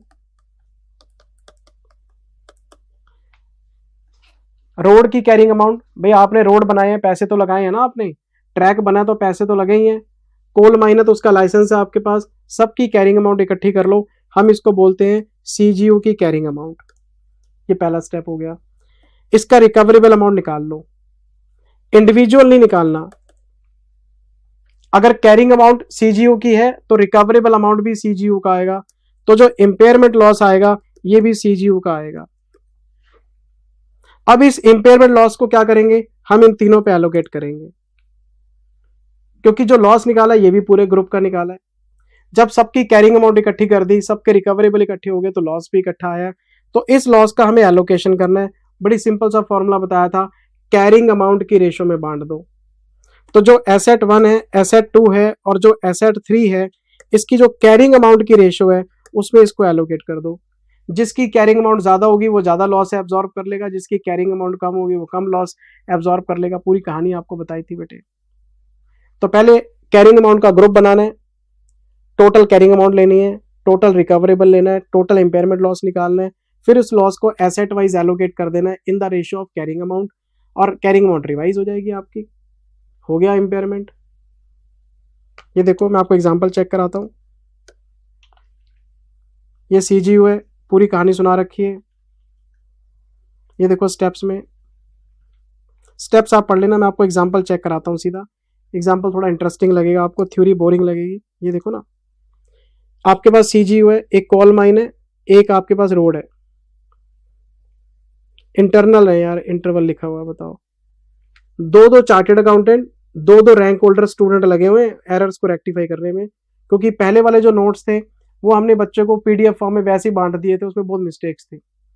इस बार हमने पूरा सिस्टम बनाया है और एरर फ्री हमने जैसे जैसे पता लगते हैं करेक्ट करते जाएंगे। 4 लोग रखे हुए फिर भी देखो गलती मिल गई। इंटरनल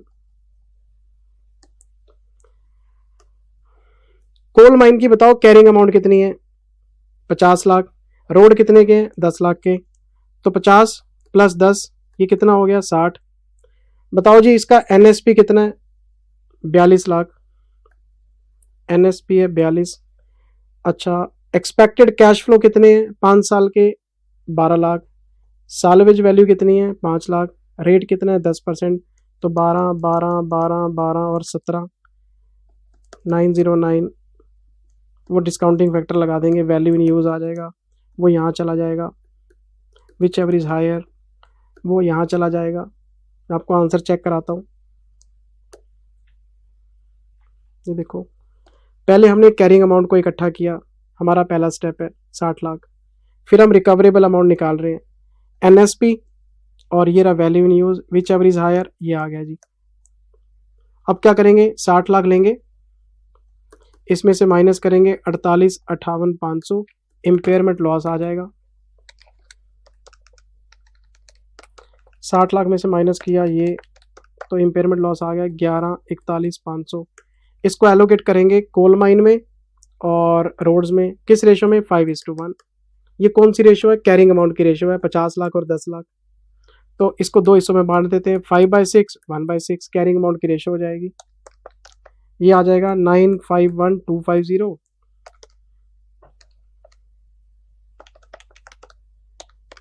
और ये हो जाएगा 190250।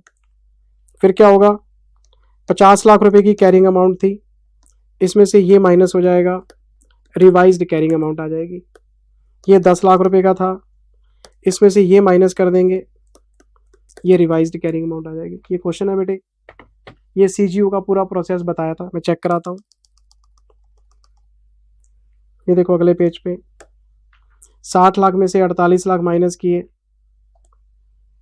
ये लॉस आ गया। फिर हमने एक स्टेटमेंट बनाई, ये इनकी कैरिंग अमाउंट है, रेशो बन गई, लॉस को रेशो में बांट दिया और रिवाइज्ड कैरिंग अमाउंट हो गई आपकी। ये रिवाइज्ड कैरिंग अमाउंट हो गई, क्वेश्चन खत्म हो गया। फिर मैंने सीजीयू के अंदर इंपेयरमेंट लॉस को रिवर्स करना भी सिखाया था, और इसका जो रिवर्सल है वो बहुत ही लाजवाब कॉन्सेप्ट था, खतरनाक कॉन्सेप्ट था। सीजीयू के अंदर इंपेयरमेंट लॉस निकालना तो आसान है, लेकिन इसको रिवर्स करने के लिए आपको दिमाग लगाना पड़ेगा। मैं इसका एग्जांपल चेक कराता हूं, एग्जांपल से बात आपको रिवाइज हो जाएगी। ये देखो, ये तो चलो लॉस की बात हो गई, राइट ऑफ कर दिया, मैं आपको रिवर्सल चेक कराता हूं, ध्यान से देखना। मेरे पास एक सीजीयू है, एग्जाम्पल है ये, और इसी के बेसिस पे मैंने आपको सारे क्वेश्चन कराए थे स्टडी मैट के। एग्जाम्पल समझ में आ गया, रिकॉल हो गया, सारे क्वेश्चन हो जाएंगे आपके। मेरे पास एक कोल माइन है जी, एक मेरे पास इंटरनल रेलवे है, ये ठीक लिखा हुआ है यहाँ पे। कैरिंग अमाउंट है जी 30 लाख और 5 lakh. Asset 1 asset 2, A1 A2, बहुत बढ़िया। यूजफुल लाइफ कितनी है, 10 साल 5 साल, मुझे लाइफ भी पता लग गई, क्योंकि रिवर्सल करना ना, रिवर्सल का फंडा याद है, original carrying amount that would have been there if no impairment was done in past, वो रूल मैं यहां लगाऊंगा। रिवर्सल का क्वेश्चन है ये, देखते जाना। रिकवरेबल अमाउंट दे रखी है आपको 22 लाख, ये पहले साल के एंड में। रिकवरेबल अमाउंट फिर दे रखी है आपको थर्ड ईयर के एंड में 32 लाख। कहते बताना जी लॉस कितना और रिवर्सल कितना है। सीजीयू का कॉन्सेप्ट है और रिवर्सल की बात हो रही है। अभी लो, मैं फिर इसको करना शुरू करता हूं। मैं जब इंपेयरमेंट लॉस निकालूंगा तो सबसे पहले कैरिंग अमाउंट लिखूंगा। कितनी कैरिंग अमाउंट है, 30 + 5 35। मैंने लिखा जी 30 + 5, ये आ गया 35। मैं लिखूंगा जी रिकवरेबल अमाउंट, बताओ पहले साल के एंड में कितना है, at the end of first year 22 lakh है। अगर ये 22 लाख है, ये तो फर्स्ट ईयर के एंड में, एक साल निकलने के बाद है, तो पहले तो आपको डेप्रिसिएशन निकालना पड़ेगा। तो डेप्रिसिएशन कैसे निकलेगा, पहले हम डेप्रिसिएशन की बात करते हैं। इसकी लाइफ है 10 ईयर, हाँ जी, तो इसका डेप्रिसिएशन 3 लाख हो गया, इसका डेप्रिसिएशन 1 लाख हो गया, टोटल 4 लाख का डेप्रिसिएशन हो गया। तो ये आ गई carrying amount first year end में, कितनी आ गई, 31 लाख। बताओ जी रिकवरेबल अमाउंट कितना है, रिकवरेबल अमाउंट है 22 लाख, चेक करो 22 लाख। इंपेयरमेंट लॉस कितना आ गया, 9 लाख। फर्स्ट ईयर के एंड में है, तो बीच में डेप्रिसिएशन का पॉइंट आ गया, डेप्रिसिएशन लगा के ही तो इंपेयरमेंट चेक करेंगे। अब इस 9 लाख को इन दोनों में बांट देते हैं, बताओ किस रेशो में, कैरिंग अमाउंट। तो कैरिंग अमाउंट गलती से भी 30 और 5 मत ले लेना, 30 लाख में से 3 लाख का डेप्रिसिएशन गया तो कैरिंग अमाउंट है 27, 5 में से 1 गया तो इसकी कैरिंग अमाउंट है 4, तो हमारे पास तो 31 है ना, तो 27:4 की रेशो बनेगी। तो मैंने क्या किया, 9 लाख रुपए को 27/31 किया, मैंने 9 लाख रुपए को 4/31 किया। मैं कोई नई चीज तो पढ़ा नहीं रहा बेटे, ऐसे ही कराया था आपको क्वेश्चन। तो ये इंपेयरमेंट लॉस आ गया था, ये 783871 और ये आ गया था 116129। रिवाइज्ड कैरिंग अमाउंट निकालनी पड़ेगी आपको, जो 27 लाख था इसमें से ये माइनस हो जाएगा, जो 4 लाख था उसमें से ये माइनस हो जाएगा। रिवाइज्ड कैरिंग अमाउंट निकालो, 783871 1916129 4 लाख में से फिर हमने माइनस किया था ये 116 129, तो ये आ गया था 283871। ये हमारा क्वेश्चन का पहला हिस्सा है। मैं आपको पहले इतना पार्ट चेक कराता हूं, फिर आपको रिवर्सल चेक कराऊंगा। मैं इसके आंसर में गया, ये देखो पहले मैंने कैरिंग अमाउंट निकाली 27 और 4 31 22 9, फिर 9 लाख को इस रेशो में बांटा, ये लॉस आ गया, ये रिवाइज्ड कैरिंग अमाउंट आ गई। क्या मैंने इतनी कैलकुलेट करी थी 19 16 129, और ये आ गया हमारा 283871। यहां तक क्वेश्चन डील है, कोई दिक्कत नहीं। अच्छा जी, अब क्या होगा, अब हमारे पास एक A1 है एक A2 है। मैंने लिखा रिवाइज्ड कैरिंग अमाउंट कितना 1916129 283871, इसमें से डेप्रिसिएशन माइनस करो। क्यों? क्योंकि अब मैं थर्ड ईयर के एंड में जा रहा हूं, मेरे को रिवर्सल टेस्ट करना है, तो पहले मैं सेकंड ईयर का डेप्रिसिएशन लगाऊंगा, फिर मैं थर्ड ईयर का डेप्रिसिएशन लगाऊंगा रिवाइज्ड कैरिंग अमाउंट के ऊपर।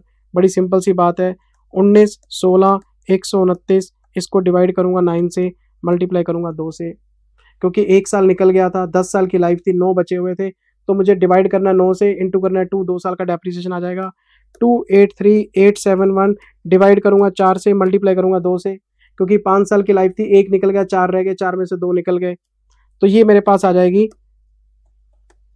Revised carrying amount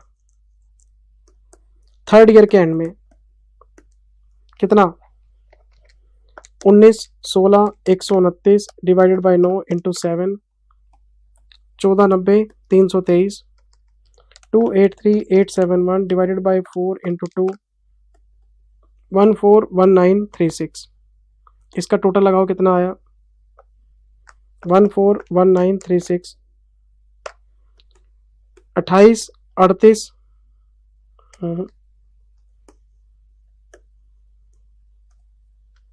1490323 plus 141936 total 1632259।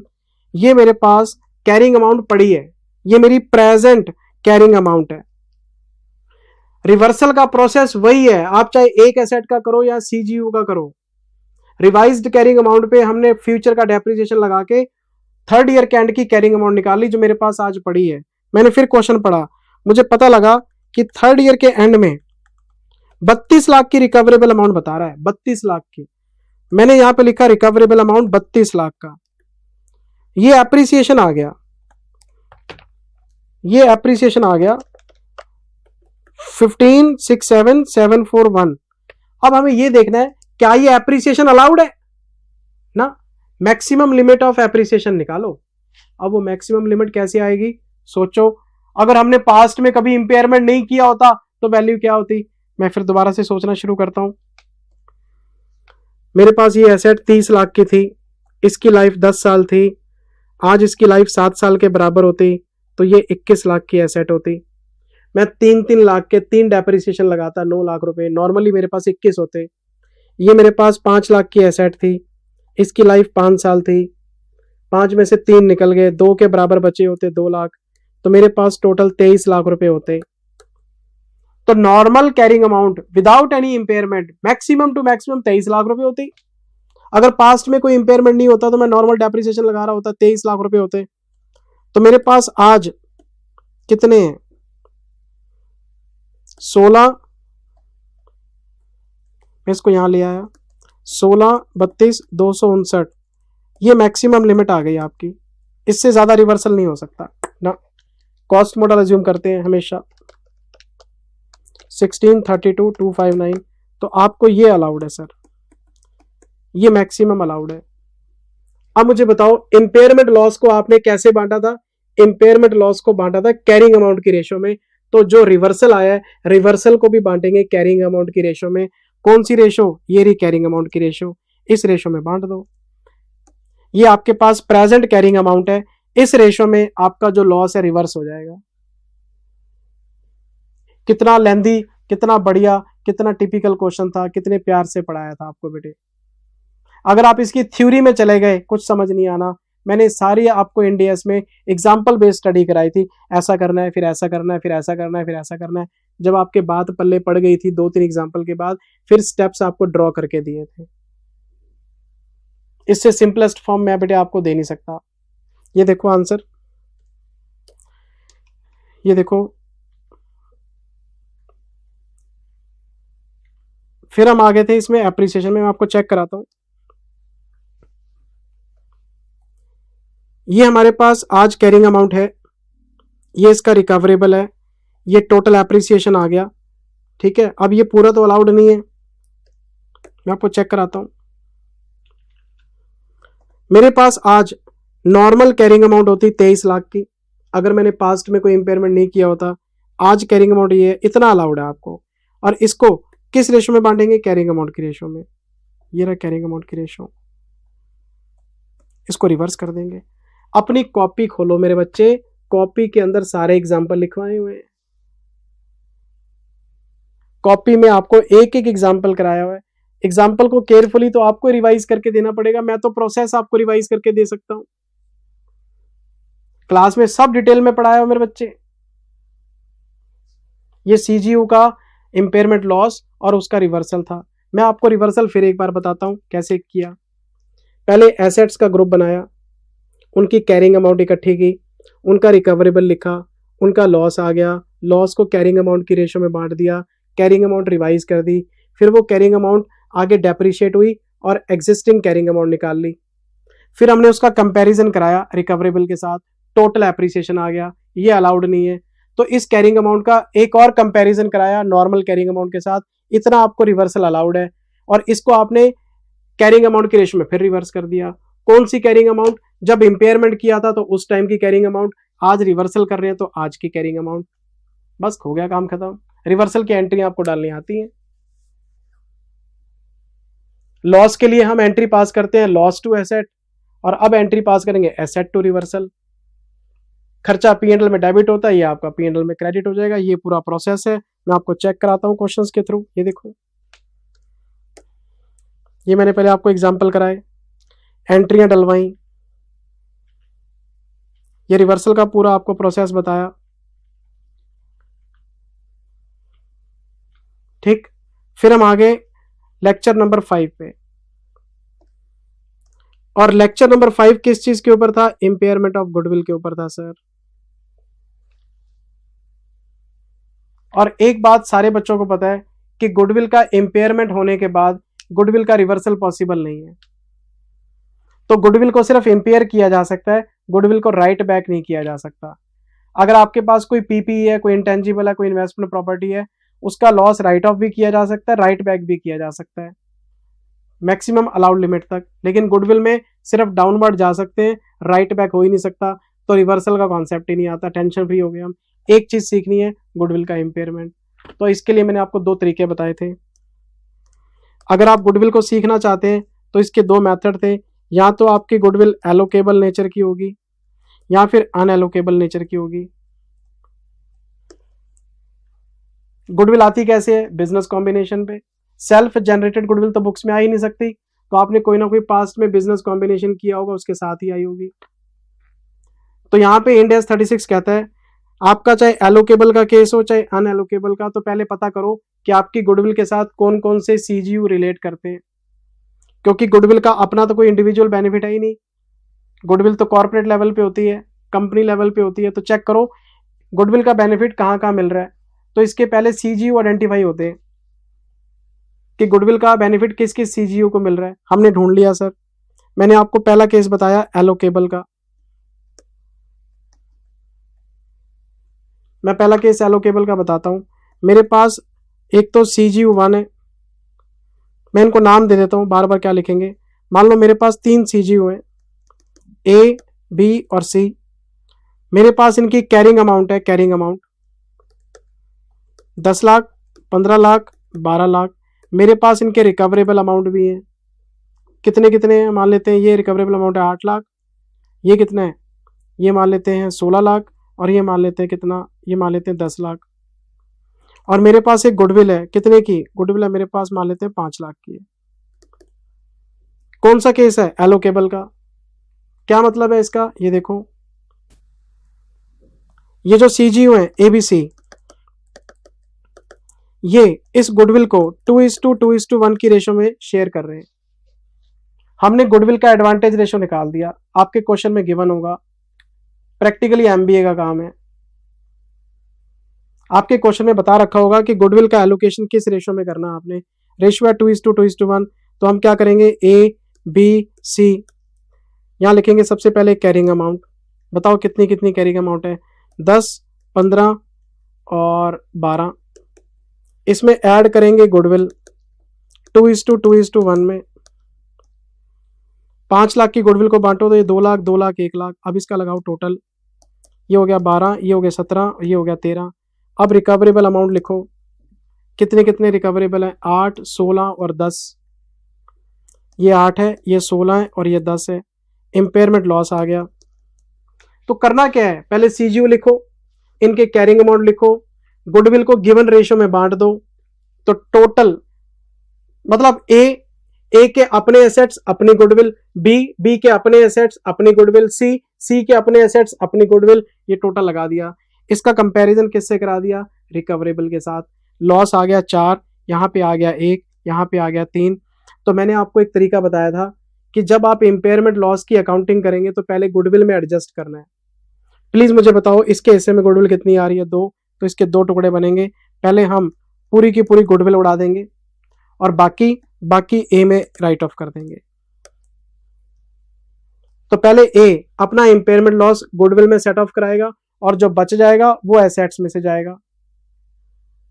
तो एक तो गुडविल गई और एक इसमें से 2 गया, तो रिवाइज्ड हो गया 8। ठीक है, अब इसमें लॉस आया 1। बताओ सबसे पहले किसको राइट ऑफ करना है, गुडविल को। गुडविल तो 2 है, तो सारे का सारा लॉस गुडविल एब्जॉर्ब कर लेगी। बी के हिस्से में 0, तो इसकी जो कैरिंग अमाउंट है ये 15 की 15 ही रहेगी। यहां से -1, 1। ए की तो पूरी गुडविल राइट ऑफ होगी, बी की गुडविल अभी 1 बची हुई है। जब दोबारा टेस्ट करेंगे तब देखेंगे, 1 को तब राइट ऑफ कर लेंगे।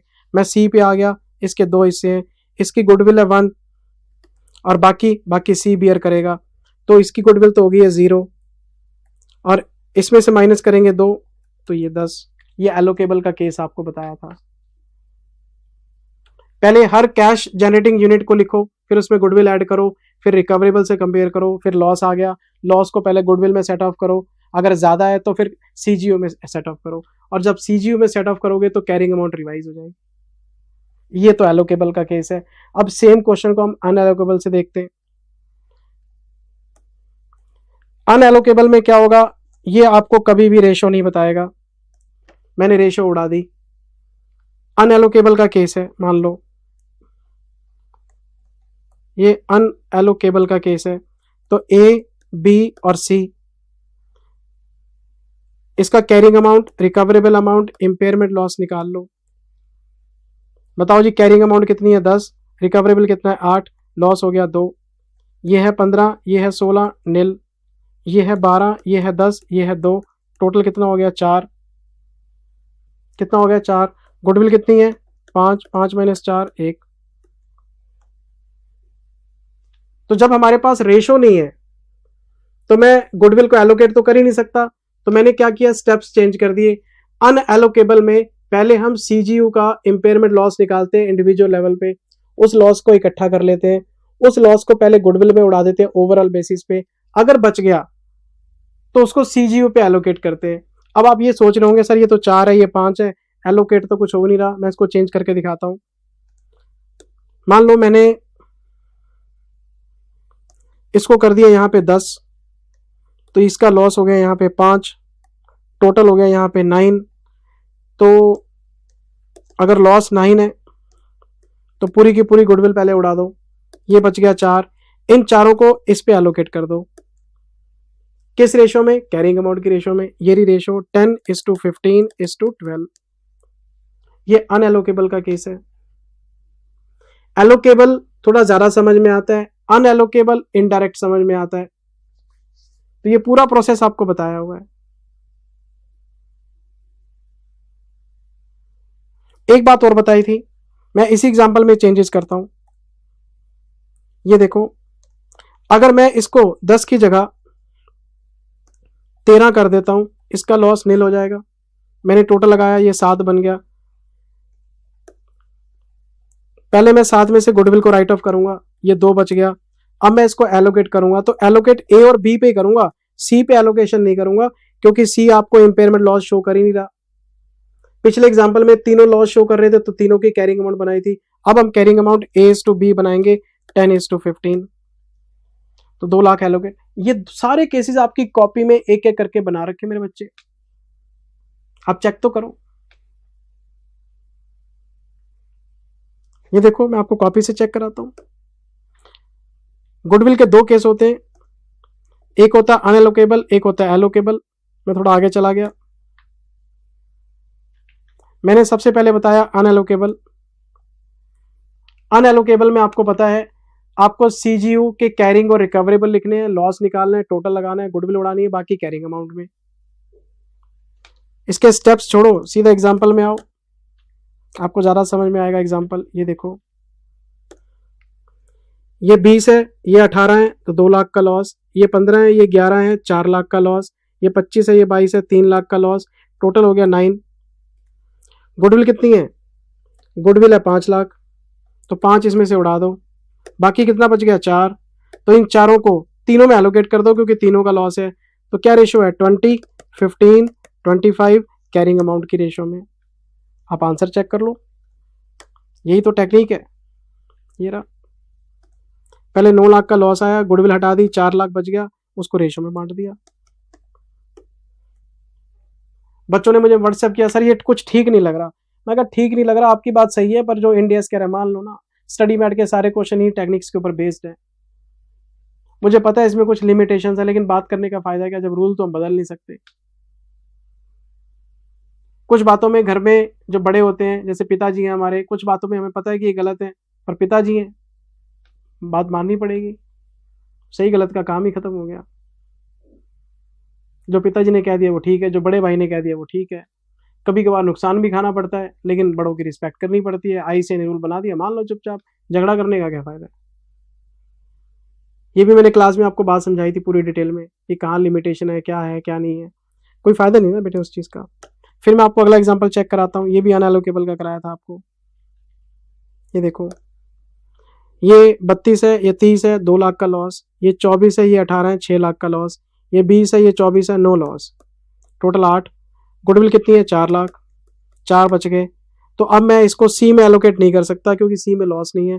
तो इन दोनों में बांटूंगा 30:24 की रेशो में, 4:3 की रेशो में, 4 लाख को। ये देखो, आपको चेक कराता हूँ। ये देखो,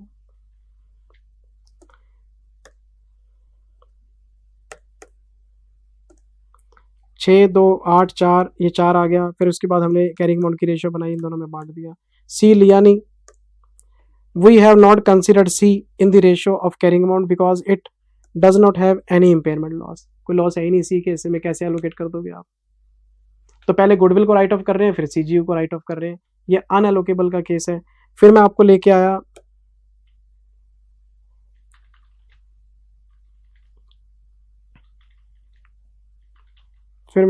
आया मेरे बच्चे,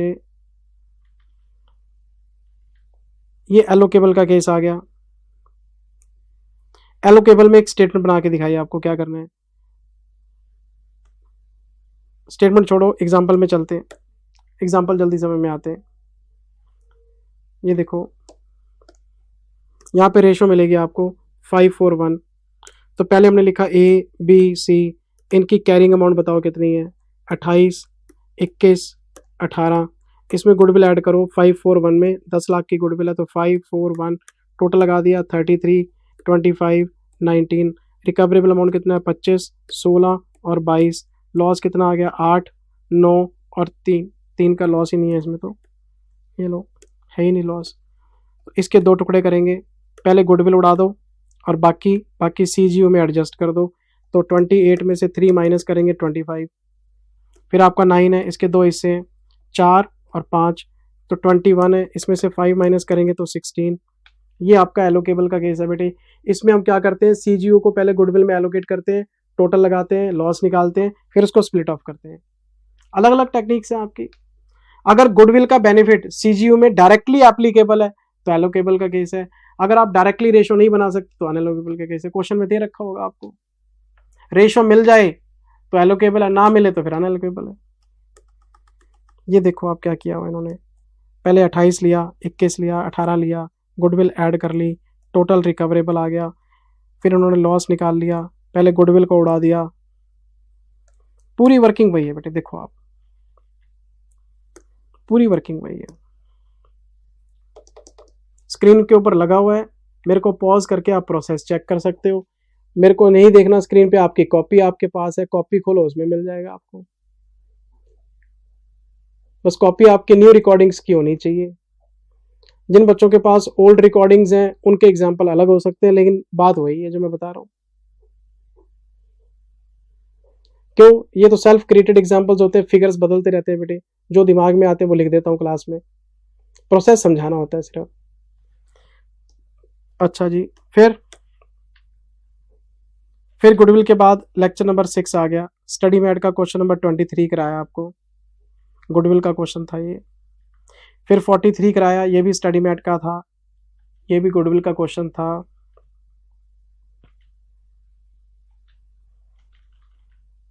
फिर 48 कराया, होमवर्क में दे दिया, same to same 44। 47 very very very important, देखो आप इसमें 5 साल की कैलकुलेशन है। अच्छा जी, फिर 46 कराया। फिर बच्चे, जिन बच्चों के पास पुराने रिकॉर्डिंग से वो करे, इतने क्वेश्चन कैसे हो गए ये, हमारे पास तो है नहीं, आरटीपी एमटीपी के क्वेश्चन है ये सारे। जिन बच्चों के पास न्यू रिकॉर्डिंग्स हैं, आरटी एमटीपी के मैक्सिमम क्वेश्चन मैंने इनकी बुक में डाल रखे हैं, इनको साथ ही करा दिया। आपका क्वेश्चन बैंक अलग है, आपके पास वीडियो अलग है, तो घबराना मत कि सर ने कहीं फालतू पढ़ा दिया इसके अंदर। इनको सारा कुछ एक जगह ही कंपाइल करके दे दिया हमने, बस इतने फर्क है। अच्छा जी, और फिर आगे बढ़ते गए, क्वेश्चन होते गए। देखो कितनी प्रैक्टिस करा रखी है मेरे बच्चे, कितनी प्रैक्टिस करा रखी है। 52, 31, 17। फिर हम पार्ट नंबर 7 में आ गए, लेक्चर नंबर 7। अब आगे कॉर्पोरेट एसेट्स पे, पहले इंडिविजुअल एसेट कराई, फिर आपको सीजीयू कराया, सीजीयू का रिवर्सल कराया, फिर गुडविल कराई, एलोकेबल अनएलोकेबल। गुडविल राइट बैक होती नहीं है तो रिवर्सल का सवाल ही नहीं पैदा होता। ये आगे कॉर्पोरेट एसेट्स कौन से होते हैं? कॉर्पोरेट एसेट कंपनी लेवल पे, हेड ऑफिस की बिल्डिंग, हेड ऑफिस की मशीनरी। मान लो एक कंपनी के अंदर 5 सीजीयू हैं,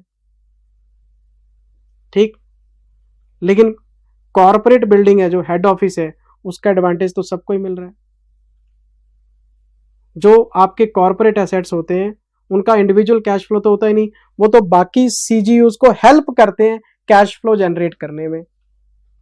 आपको पूरी कहानी सुनाई थी कि कॉर्पोरेट एसेट्स इनडायरेक्टली पूरी कंपनी को हेल्प करते हैं कैश फ्लो जनरेट करने में, तो आपको इनको एलोकेट करके देखना पड़ता है सीजीयू के साथ, लिंक करके देखना पड़ता है, सॉरी। तो कॉर्पोरेट एसेट्स को हम सीजीयू के साथ लिंक करके देखते हैं, और इसमें भी 2 केस बताए थे आपको, एलोकेबल अनएलोकेबल। या तो कॉर्पोरेट एसेट्स को आप एलोकेबल कर पाओगे या फिर आप नहीं कर पाओगे। पेपर में आपको तरीका बताएगा एलोकेबल अनएलोकेबल का। तो फॉर एग्जांपल जैसे हमारा एलोकेबल का केस बनता है, तो बताओ इसमें क्या करेंगे? हम लिखेंगे सीजीयू, मान लो मैं 3 नाम दे देता हूं इसको, ए बी सी। मैंने लिखा कैरिंग अमाउंट, सबकी कैरिंग अमाउंट लिख दी। हमने इसमें ऐड किया कॉर्पोरेट एसेट, ये एलोकेबल का केस है, एलोकेबल है तभी ऐड हो पा रहा है ये कॉर्पोरेट एसेट। इसके लिए आपको एक रेशो दे रखी होगी, नहीं दी रेशो तो कोई बात नहीं। अगर केस एलोकेबल का है तो ये जो कैरिंग अमाउंट है इसकी रेशो बना लो। ये जो कैरिंग अमाउंट की रेशो है, इस रेशो में आप कॉर्पोरेट एसेट को बांट लो। अगर मान लो इसकी कैरिंग अमाउंट है 15, इसकी कैरिंग अमाउंट है 10, इसकी कैरिंग अमाउंट है 5, तो इसकी रेशो बनती है 3:1। वैसे कॉर्पोरेट एसेट्स में आपको कभी रेशो बताएगा नहीं और आपसे हमेशा कैरिंग अमाउंट की रेशो बनवाएगा। लेकिन एक बात का आपको ध्यान रखना है, प्लीज मेरी बात ध्यान से सुनो, ये कैरिंग अमाउंट की रेशो तभी बनानी है जब सबकी एसेट की यूजफुल लाइफ सेम हो। अगर इसकी लाइफ 10 ईयर्स है, इसकी लाइफ 10 ईयर्स है और इसकी लाइफ 10 ईयर्स है, फिर तो कैरिंग अमाउंट की रेशो आप ले सकते हो कॉर्पोरेट एसेट्स को बांटने के लिए। मान लो मेरे पास जो कॉर्पोरेट एसेट्स हैं वो 6 लाख के हैं, मैं 2 सेकंड लगाऊंगा, ये 3 है जी, ये 2 है जी, ये 1 है। लेकिन अगर आपको ये केस मिल जाए, ध्यान से देखना प्लीज, ये 15 है, ये 10 है, ये 5 है, इसकी लाइफ है 10 ईयर्स, इसकी लाइफ है 5 ईयर्स और इसकी लाइफ है 5 ईयर्स। अगर आपके सीजीयूज की लाइफ सेम ना हो तो कैरिंग अमाउंट की रेशो नहीं बनानी, आपको रेशो वेट्स के बेसिस पे बनानी है। अब आप रेशो बनाओगे 15 इंटू 10, 10 इंटू 5, 5 इंटू 5, तो पता है क्या फॉर्मूला बन गया, carrying amount into number of years. ये जो है लाइफ, ये वेट्स बन जाएंगे, वेट्स। तो फिर आपको ये रेशो लेनी है, रेशो क्या बनेगी 150, ये रेशो बनेगी 50, ये बनेगी 25, तो रेशो आएगी 1, 2 एंड 6। इस रेशो में बांटना है। इस बात का पेपर में ध्यान रखना कि जब आप कॉर्पोरेट एसेट को एलोकेट करोगे एलोकेबल के केस में, तो कैरिंग अमाउंट की रेशो तभी लेनी जब सबकी लाइफ कॉमन है। अगर सबकी लाइफ अलग अलग गिवन है तो वेट्स लेके आपने वर्किंग बनानी है। याद रख लोगे ना? अच्छा चलो मैं एक सिंपल केस ले रहा हूं। मैंने एक सिंपल केस ले लिया, इसकी लाइफ भी 10 ईयर्स है, इसकी लाइफ भी 10 ईयर्स है, सबकी सेम है लाइफ। कैरिंग अमाउंट की रेशो ले लो, कैरिंग अमाउंट की रेशो हमने ली, तो मेरे पास जो कॉर्पोरेट एसेट है वो 6 लाख का है, तो रेशो ले ली मैंने 15, 10 और 5, तो ये 3, ये 2, 1 टोटल लगा दिया, ये 18, ये 12, ये 6। कौन सा केस चल रहा है? एलोकेबल। फिर मैंने इसका रिकवरेबल चेक किया, इसका रिकवरेबल है 15, इसका रिकवरेबल है 9, इसका रिकवरेबल है 4, इम्पेयरमेंट लॉस आ गया 3, 3 और 2। गुडविल के केस में आपने इम्पेयरमेंट लॉस को पहले गुडविल में सेट ऑफ किया, बाकी सीजीओ में। यहां पे वो काम नहीं चलेगा ना, गलती से भी इस 3 को पहले इसमें एलोकेट मत करना, ये गुडविल थोड़ा ना, ये तो कॉर्पोरेट एसेट है। तो इसमें क्या करना है, और कॉम्प्लिकेट हो गया, इस रेशो में बांटना है 15:3 में, इस रेशो में बांटना है 10:2 में, इस रेशो में बांटना है 5:1 में, क्योंकि कॉर्पोरेट एसेट भी एसेट है। तो फिर हमने क्या करना पड़ेगा, इसके 2 हिस्से करने पड़ेंगे, 15/18, 3/18, इसके भी 2 हिस्से करने पड़ेंगे, 10/12, 2/12, इसके भी 2 हिस्से करने पड़ेंगे, 5/6, 1/6। याद है ना, आपको पढ़ाया तो वह सब कुछ। तो जब कॉर्पोरेट एसेट का केस आएगा एलोकेबल का, तो पहले तो कॉर्पोरेट एसेट्स का रेशो ध्यान में रखना है, फिर जो लॉस आएगा वो सीजीयू और कॉर्पोरेट एसेट्स की रेशो में बटेगा। लॉस आ गया, फिर कैरिंग अमाउंट रिवाइज होगी सबके, जिसका लॉस है उसके हिस्से में डाल देंगे। ये कौन सा केस है? ये बेटे हमारा एलोकेबल का केस है। हम आ गए अनएलोकेबल में। अनएलोकेबल की कहानी अलग है। मैं इसी क्वेश्चन को दोबारा बनाता हूं, कैरिंग, हाँ, ए, बी एंड सी, मैं इनकी कैरिंग अमाउंट लिख रहा हूं। कितने थे कैरिंग अमाउंट? 15, 10 और 5। अब इनके रिकवरेबल लिखो यहां पे, कितने कितने रिकवरेबल थे? 15, 9 और 4, 15, 9, 4, 15, 9 और 4। अब आप कहेंगे सर कॉर्पोरेट एसेट कहां गया? अनएलोकेबल का केस है, सिस्टम बदल गया। तो पहले मैं इंपेयरमेंट लॉस निकाल रहा हूं, 0, 1 एंड 1। अब क्या होगा, मैं रिवाइज्ड कैरिंग अमाउंट निकालूंगा सबसे पहले। 15 में से 0, 10 में से 1, 5 में से 1, तो ये आ गया 15, ये आ गया 9, ये आ गया 4, टोटल मारो तो ये आ गया 28। पहले मैंने इंपेयरमेंट कर लिया, सबका अपना अपना। फिर मैंने इसमें ऐड किया कॉर्पोरेट एसेट ओवरऑल बेसिस पे। मेरी कॉर्पोरेट एसेट कितने की थी? 6 थे ना, 3, 2, 1 ही तो था। हाँ जी 3, 2, 1 था, तो ये हो गया 34।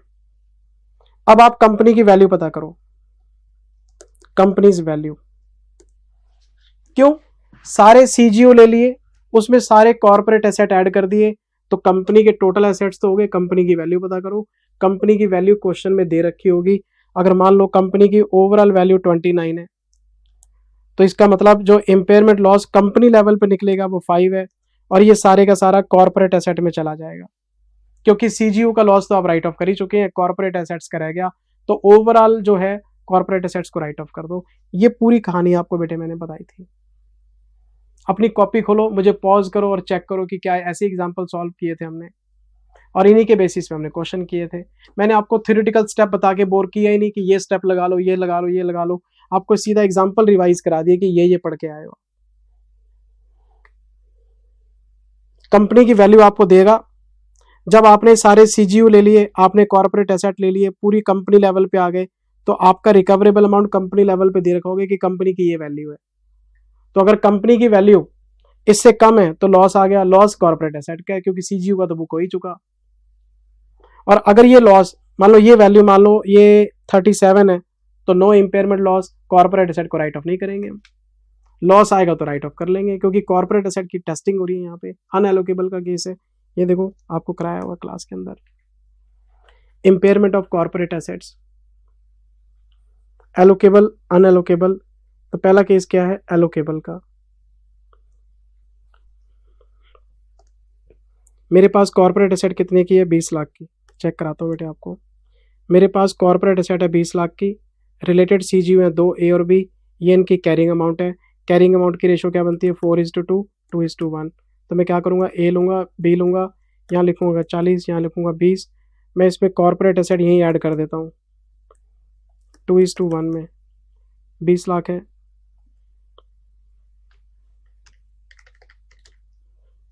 20 लाख रुपए का 3 × 2, तो ये आ जाएगा 1333, 13.33, 6.67, ये टोटल आ गया 53.33, 26.67। ये आपको रिकवरेबल दे रखे हैं इनके। इसका 35 है, इसका 19 है, यहाँ से 35 माइनस कर लो, यहाँ से 19, लॉस आ गया 18.33, ये आ गया अपना 7.67। कैरिंग अमाउंट की रेशो में बांट दो, ये रही कैरिंग अमाउंट की रेशो, ये रही कैरिंग अमाउंट की रेशो। जो लॉस आएगा दोनों में बढ़ जाएगा। ये आपका एलोकेबल का केस अभी बताया था आपको। ये देखो आंसर में, ये देखो आंसर बना हुआ। कैरिंग अमाउंट रेशो में बांट लिया, ये आ गया टोटल, रिकवरेबल माइनस कर दिया, लॉस आ गया, इस लॉस को रेशो में बांट दिया, ये रही रेशो, ये रही रेशो, इसको बांट दिया, ये रही रेशो। ये एलोकेबल का केस है बेटे। फिर कैरिंग अमाउंट रिवाइज हो जाएंगे आपके, जिसके हिस्से में जो लॉस आएगा राइट ऑफ कर देंगे हम। फिर हमारे पास अनएलोकेबल का केस था। ये एक मैंने कंडीशन लिखवा रखी है आपको वेट्स वाली, मैंने आपको बता दी थी कि अगर यूजफुल लाइफ सबकी अलग अलग है तो वेट्स लेने हैं आपने। ठीक है जी। ये अनएलोकेबल का केस आ गया। इसमें क्या करना है?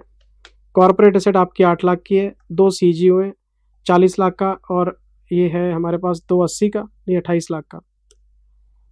हम लिखेंगे एक्स और वाई 40 और 28। रिकवरेबल कितना है? 35 और 25। तो ये आ गया 5, ये आ गया 3। रिवाइज करके निकालेंगे 40 - 5, ये आ गया 35, 28 - 30, ये आ गया 25, टोटल हो गया 60। ये कितने का? 8, ये हो गया 68। कंपनी की वैल्यू दे रखी होगी आपको, ओवरऑल बेसिस पे 65 है, तो लॉस आ गया 3। ये सारे का सारा कॉर्पोरेट एसेट पे चला जाएगा। कंपनी की वैल्यू आपको देगा ही देगा जहां पे अनएलोकेबल का केस होगा, नहीं तो आप कॉर्पोरेट एसेट को कैसे वैल्यू करोगे? ये पूरा प्रोसेस वही है बेटे। ये देखो आंसर देखो इसका। मैंने इंडियस 36 को इजी करने के लिए एग्जाम्पल ले लेके पढ़ाया, और उसके बाद स्टेप्स लिखवाए आपको। अगर मैं शुरू में स्टेप लिखवाता आपके पल्ले कुछ नहीं पढ़ना था। देखो कुछ टीचर्स की थ्योरी होती है, पहले लिखवा देते हैं फिर समझाते हैं। मैं पहले समझाता हूँ बाद में लिखवाता हूँ। हर टीचर का अपना एक तरीका है बेटे। ये देखो 40, 35, 5, 28, 25, 3, इसको रिवाइज करके हमने टोटल मार लिया 68, 65, 3, और ये 3 हमने राइट ऑफ करके कॉर्पोरेट एसेट्स को रिवाइज कर लिया। ये आपके कॉर्पोरेट एसेट का कॉन्सेप्ट हो गया। पहले इंडिविजुअल एसेट कराई, फिर सीजीयू कराया, उसका रिवर्सल कराया, फिर गुडविल कराई, फिर कॉर्पोरेट एसेट कराए, फिर इसके कहीं ना कहीं स्टडी मैट के या बुक के क्वेश्चंस भी कराए होंगे आपको। ये तो स्टेप्स आ गए जी। 26वां क्वेश्चन स्टडी मटेरियल का है।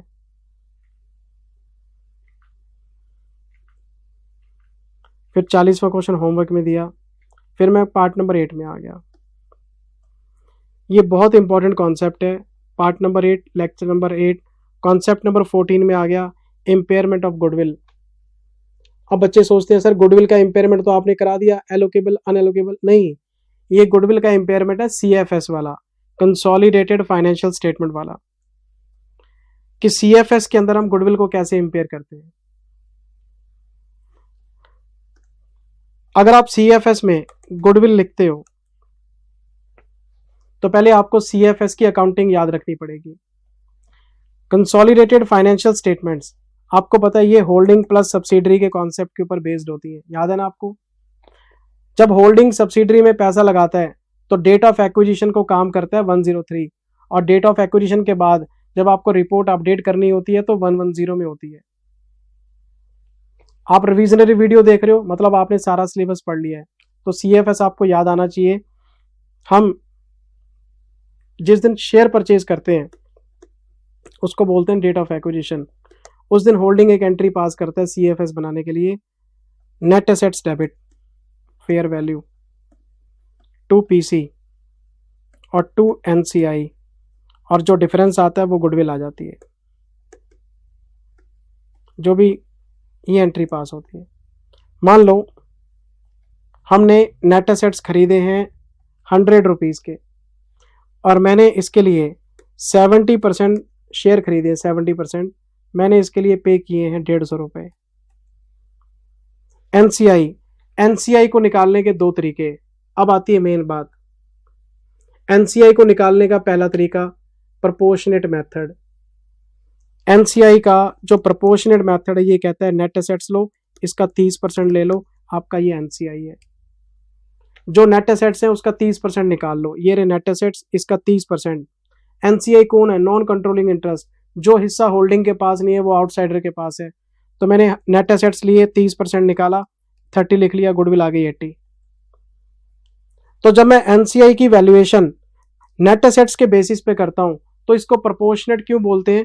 क्योंकि इसमें जो गुडविल नजर आएगी आपको वो गुडविल सिर्फ होल्डिंग कंपनी की होगी, क्योंकि आपने तो 100 के हिसाब से 30 निकाला है। जब 100 में गुडविल इंक्लूड नहीं है तो 30 में भी गुडविल इंक्लूड नहीं है, यानी आप अपनी बुक्स में एनसीआई के हिस्से की गुडविल शो नहीं कर रहे, ये गुडविल सिर्फ होल्डिंग कंपनी की है। और अगर आपको सीएफएस के अंदर इस गुडविल का इंपेयरमेंट करने को मिले तो इसकी टेक्निक आपको पता होनी चाहिए। अब इसकी टेक्निक कैसे होगी? तो इसके लिए हमने एक नया मेथड पढ़ा था, ग्रॉसिंग अप। कौन सा मेथड? Grossing up. कौन सा मेथड? Grossing up. क्या मतलब हुआ? हमने 80 लिया, इसको डिवाइड किया 70% से। मैं ये देखना चाहता हूं पूरी एंटिटी की गुडविल कितनी है। ये गुडविल तो सिर्फ होल्डिंग की है, मैं पूरी कंपनी की गुडविल देखना चाहता हूं। तो मैंने 80 को डिवाइड कर लिया 70% से, तो ये आ गया 114.28। ये गुडविल पूरी एंटिटी की है। इस गुडविल के दो हिस्से हैं, 80 वाली तो होल्डिंग की है, तो बाकी 34.28 एनसीआई की है। ये गुडविल आपको बुक्स में नजर नहीं आ रही, लेकिन ये है। आपने एनसीआई को प्रोपोर्शनेट मेथड में बेस किया, इसलिए ये गुडविल आपको बुक्स में नजर नहीं आ रही, लेकिन ये गुडविल प्रिवेल करती है, दिख नहीं रही बस आपको। तो जब हम सीएफएस के अंदर गुडविल का इंपेयरमेंट करते हैं, तो अगर आप गुडविल का इंपेयरमेंट सिर्फ 80 का कर देते हैं तो एनसीआई के हिस्से की गुडविल का इंपेयरमेंट हो ही नहीं पाएगा, आप सही प्रेजेंटेशन कर ही नहीं पाओगे।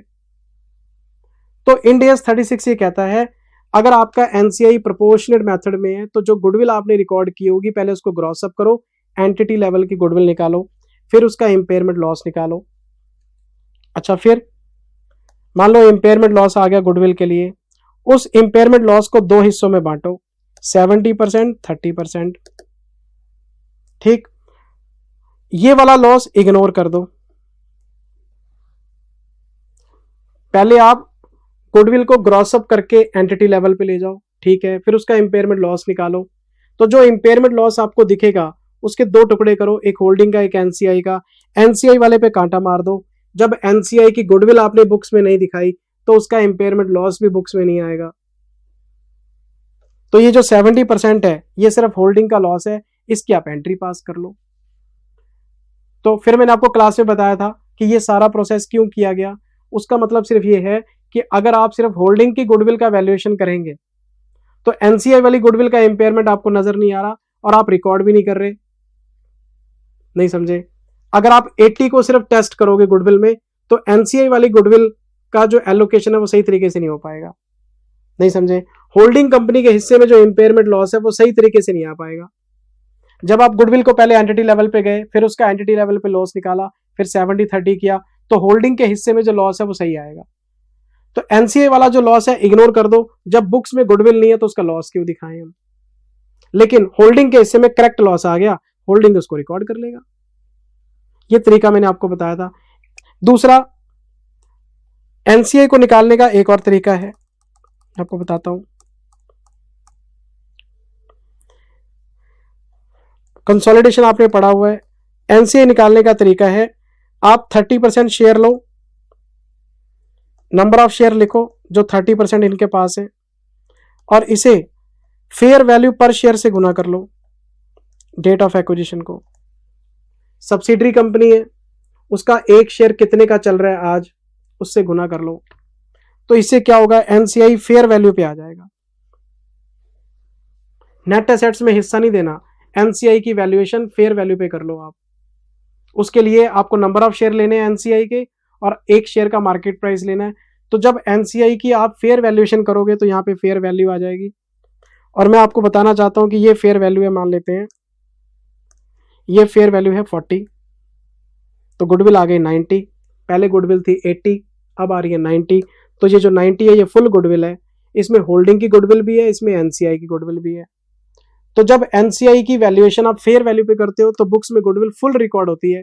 अब आपको ग्रॉसिंग अप नहीं करना, अब आपको क्या करना है, इस 90 का इंपेयरमेंट करना है।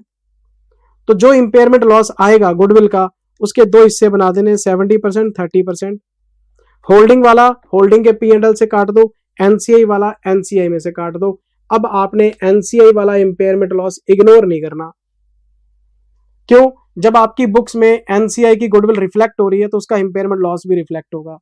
तो क्रक्स ये था इस पूरे कॉन्सेप्ट के पीछे कि अगर आपका प्रोपोर्शनेट मेथड है तो एनसीआई वाला इंपेयरमेंट लॉस निकाल के इग्नोर करना है। अगर आपका फेयर वैल्यू मेथड है तो एनसीआई वाला इंपेयरमेंट लॉस बुक्स में दिखाना है आपने। ये पूरा प्रोसेस मैंने एग्जांपल्स के थ्रू आपको कराया था। ये देखो,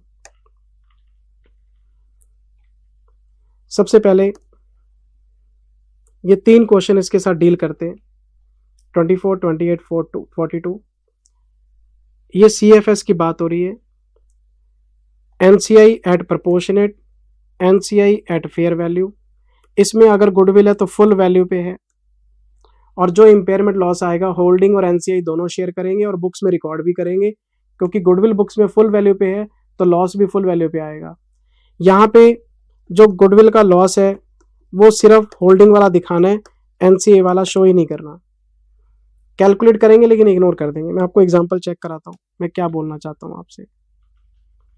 ये देखो, हम बात करते हैं प्रोपोर्शनेट मेथड की। मैं एग्जांपल में आ गया, कितने परसेंट शेयर खरीदे, 75, 18 लाख में, ठीक है। नेट एसेट कितने, 20 लाख। मैंने एंट्री पास की, net asset debit 20 lakh, to PC 18 lakh, to NCI अगर 75 मेरे पास है तो 25 एनसीआई के पास होंगे, तो इसका 25% करो तो ये 5 आ गया, तो गुडविल 3 आ गई। ये गुडविल कौन सी है, ये गुडविल प्रोपोर्शनेट है। मेरी अजम्पशन बिजनेस कॉम्बिनेशन सबने पढ़ लिया क्योंकि रिविजनरी क्लासेस सिलेबस करके आए हो आप। अच्छा ये आगे फिर हमें बता रहे हैं जी कैरिंग अमाउंट। कैरिंग अमाउंट कितनी है, 15 लाख रुपए की है, बहुत बढ़िया। रिकवरेबल अमाउंट कितनी है, 12 लाख रुपए की है। आपको इंपेयरमेंट लॉस निकालना है। चलें आगे, ये देखो, अगर कैरिंग अमाउंट 15 है पहले मैं आपको गुडविल चेक कराता हूँ। ये देखो ना,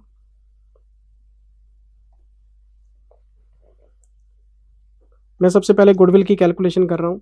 मैंने एक एंट्री पास की, net asset debit to PC to NCI, goodwill आ गई। अगर आप एंट्री पास नहीं करना चाहते, आप स्टेटमेंट भी बना सकते हैं,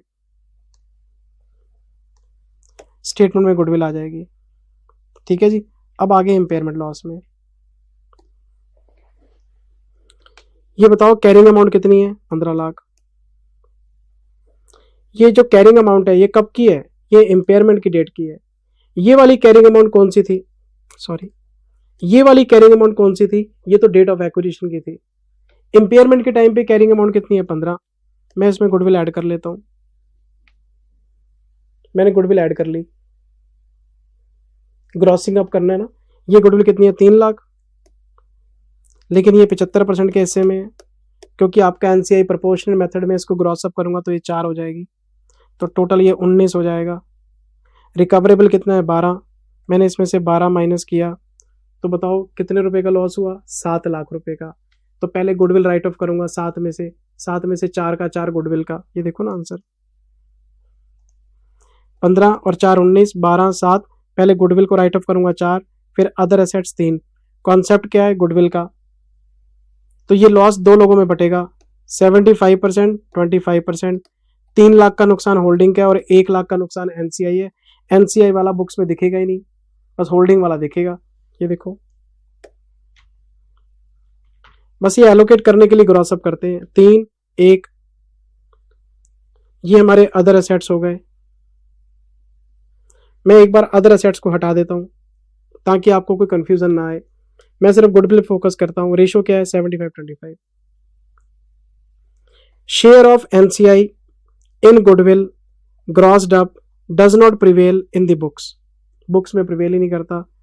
due to which we can not pass journal entry for share of NCI in impairment of goodwill, तो उसके हिस्से की गुडविल आपने दिखानी नहीं है।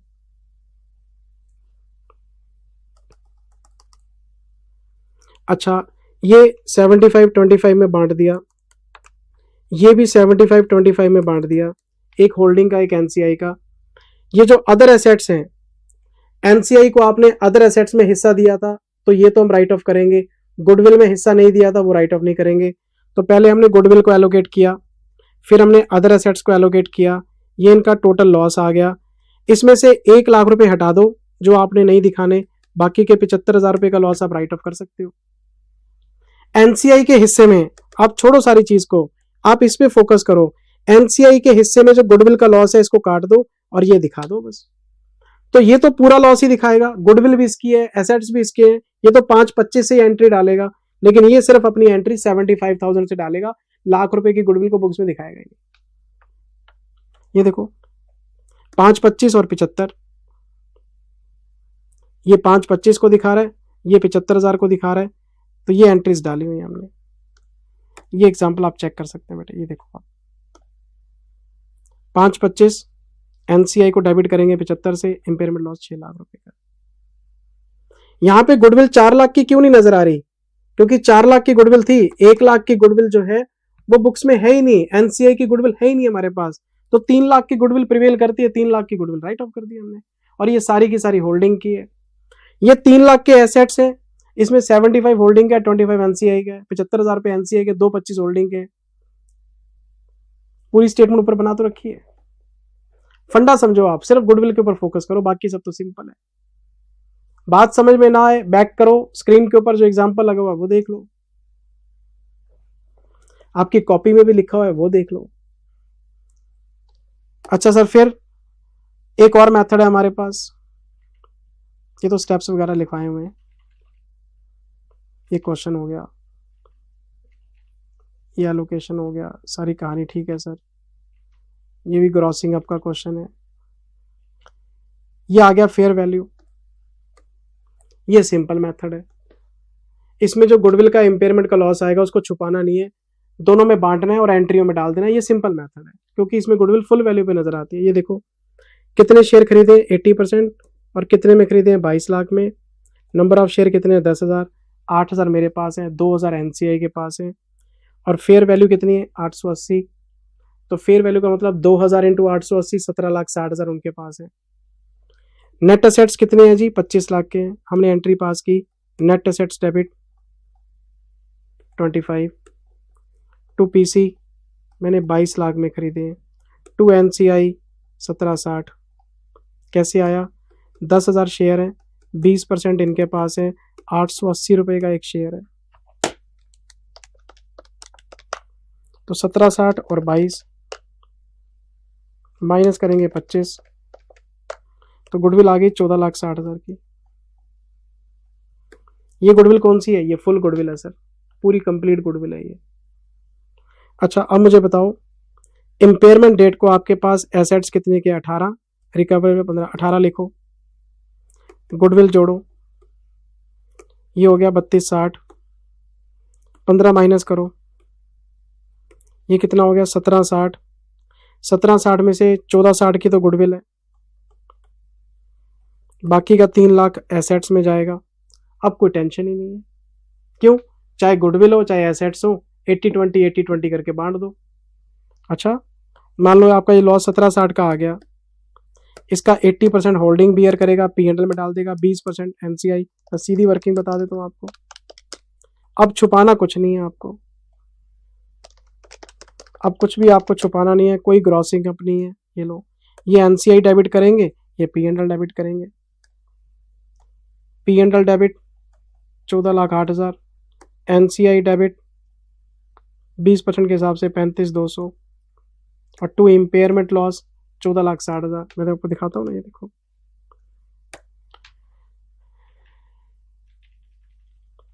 सबसे पहले तो गुडविल निकाली हमने 14,60,000 की, ठीक है जी। फिर इसके प्रोसेस में आ गए, ये रही कैरिंग अमाउंट, ये रही गुडविल, टोटल 1760, पहले गुडविल फिर लॉस, तो ये रही एंट्री, कोई टेंशन ही नहीं है। 1760 का 1760 बुक्स में दिखाओ, ये आपका 80% है, ये 20% है।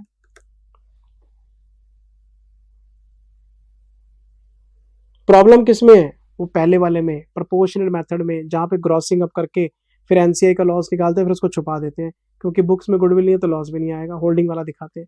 यहाँ सिंपल केस है, जितना नुकसान आए दोनों में बांट दो, दोनों की एंट्रीज पास कर दो। यहाँ पे कुछ भी नहीं छुपाया हमने, देखो आप, गुडविल का लॉस है तो भी 80-20, एसेट्स का लॉस है तो भी 80-20, और पहले वाले में क्या था? 80-20 तो ठीक था, ये भी ठीक था, ये छुपा लेते थे हम। अब नहीं, अब दोनों दिखाओ। ये कॉन्सेप्ट था, इसके क्वेश्चंस एग्जांपल सब कराए हुए बेटे। ये देखो नोट्स लिखवा रखे हैं, स्टडी मैट का क्वेश्चन करा रखा है आपको, क्वेश्चन नंबर 24, ग्रॉसिंग अप का भी करा रखा है, फेयर वैल्यू का भी करा रखा है, सारी कहानी सुना रखी है। फिर आ गया लेक्चर नंबर 9, क्वेश्चन नंबर 13 कराया आपको। 13 के बाद 6 और 7 होमवर्क में दिए, फिर 39 कराया, वेरी वेरी इंपॉर्टेंट। फिर लेक्चर नंबर 10 आ गया, part number 10 inter department transfer, 19 और 20 दो क्वेश्चन कराए। इसका मतलब क्या था?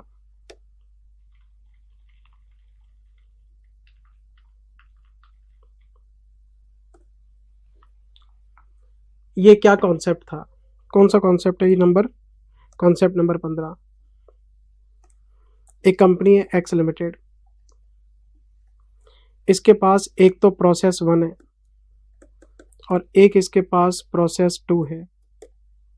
प्रोसेस 1 का जो आउटपुट है वो इसका इनपुट बन जाता है। सीए इंटर में प्रोसेस कॉस्टिंग सब पढ़ते हैं। प्रोसेस 1 का आउटपुट, प्रोसेस 2 का इनपुट, प्रोसेस 2 का आउटपुट, प्रोसेस 3 का इनपुट, ऐसे कई बार होता है। एक फैक्ट्री के अंदर डिफरेंट प्रोसेस होते हैं, एक का आउटपुट दूसरे का इनपुट बन जाता है। इसका मतलब जब आपका प्रोसेस 1 इस आउटपुट को दूसरी प्रोसेस को पकड़ा देता है तो मार्केट में सेल ही नहीं होता, और जब ये मार्केट में सेल नहीं होता तो फिर इसका कैश फ्लो कैसे निकलेगा? जब ये सेल ही नहीं होता तो आपको पता ही नहीं कितना कैश फ्लो है, आप इसका कैश इनफ्लो कैसे आइडेंटिफाई करोगे? अगर इसकी मार्केट में सेल होती तो सेल में से खर्चे वर्चे काट के मैं नेट कैश फ्लो निकाल लेता, तो उसके बेसिस पे रिकवरेबल अमाउंट आ जाता, इम्पेयरमेंट टेस्ट हो जाता। लेकिन इस प्रोसेस के पास जो अब एसेट्स हैं, ये जो प्रोसेस वन है ये अपने आप में एक CGU है। ये जितना माल बनाता है दूसरे को दे देता है, मार्केट में बिकता ही नहीं, तो इसका कैश फ्लो नहीं है, तो आप इसके एसेट्स का इम्पेयरमेंट कैसे टेस्ट करोगे? तो मैंने आपको बोला था कि इस तरह के प्रोसेस का, इस तरह के CGU का अगर आप इम्पेयरमेंट लॉस टेस्ट करना चाहते हैं तो इस आउटपुट के लिए आप एक्टिव मार्केट ढूंढो कि अगर हम इसको प्रोसेस 2 को ना देते, मार्केट में बेचते तो क्या मिलता। इसका सेलिंग प्राइस आप एक्टिव मार्केट से पता करो और उसके बेसिस पे इम्पेयरमेंट टेस्ट करो। और अगर इसकी एक्टिव मार्केट नहीं है, मान लो हमें पता ही नहीं लग पा रहा कि इसका आउटपुट कितना, आधे अधूरे गुड्स कोई लेता नहीं, इसका जो फिनिश्ड गुड्स है वो उसका कोई वैल्यू ही नहीं है, हमें नहीं पता लग पा रहा, तो कोई दिक्कत नहीं, इन दोनों को इकट्ठा कर लो और इसको सिंगल CGU मान के एक लार्जर CGU का इम्पेयरमेंट कर दो। क्यों? अगर इसका सेलिंग प्राइस नहीं है तो इसका तो होगा, और इसके सेलिंग प्राइस में क्यूमुलेटिव फिगर होगी दोनों की। ये आपको बात बताई थी। तो अगर आपके पास डिफरेंट प्रोसेसेस हैं, एक का आउटपुट दूसरे का इनपुट बनता है, तो जिसका आउटपुट है, जिसका कैप्टिव कंज्यूम हो रहा है, उसकी एक्टिव मार्केट ढूंढ के उसका इम्पेयरमेंट करो। नहीं हो सकता, सबको इकट्ठा करके सिंगल बना के कर दो। ये पूरी कहानी बेटे नोट्स में लिखी हुई, आप पढ़ लेना। 2 क्वेश्चंस भी आपको इसके ऊपर करा रखे हैं मैंने, एक तो क्वेश्चन नंबर 19 कराया था, एक 20 कराया था, प्लीज आप पढ़ लेना। ये पूरा प्रोसेस आपको लिखवा रखा है। If there is an active market for output of a process, it can be sold in the open market.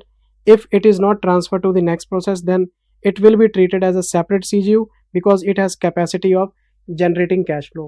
If output of process cannot be sold in the market, it can be assumed next process. All processes shall be combined together as a single CGU. फिर बड़ा CGU बना के बाकी। अच्छा जी, फिर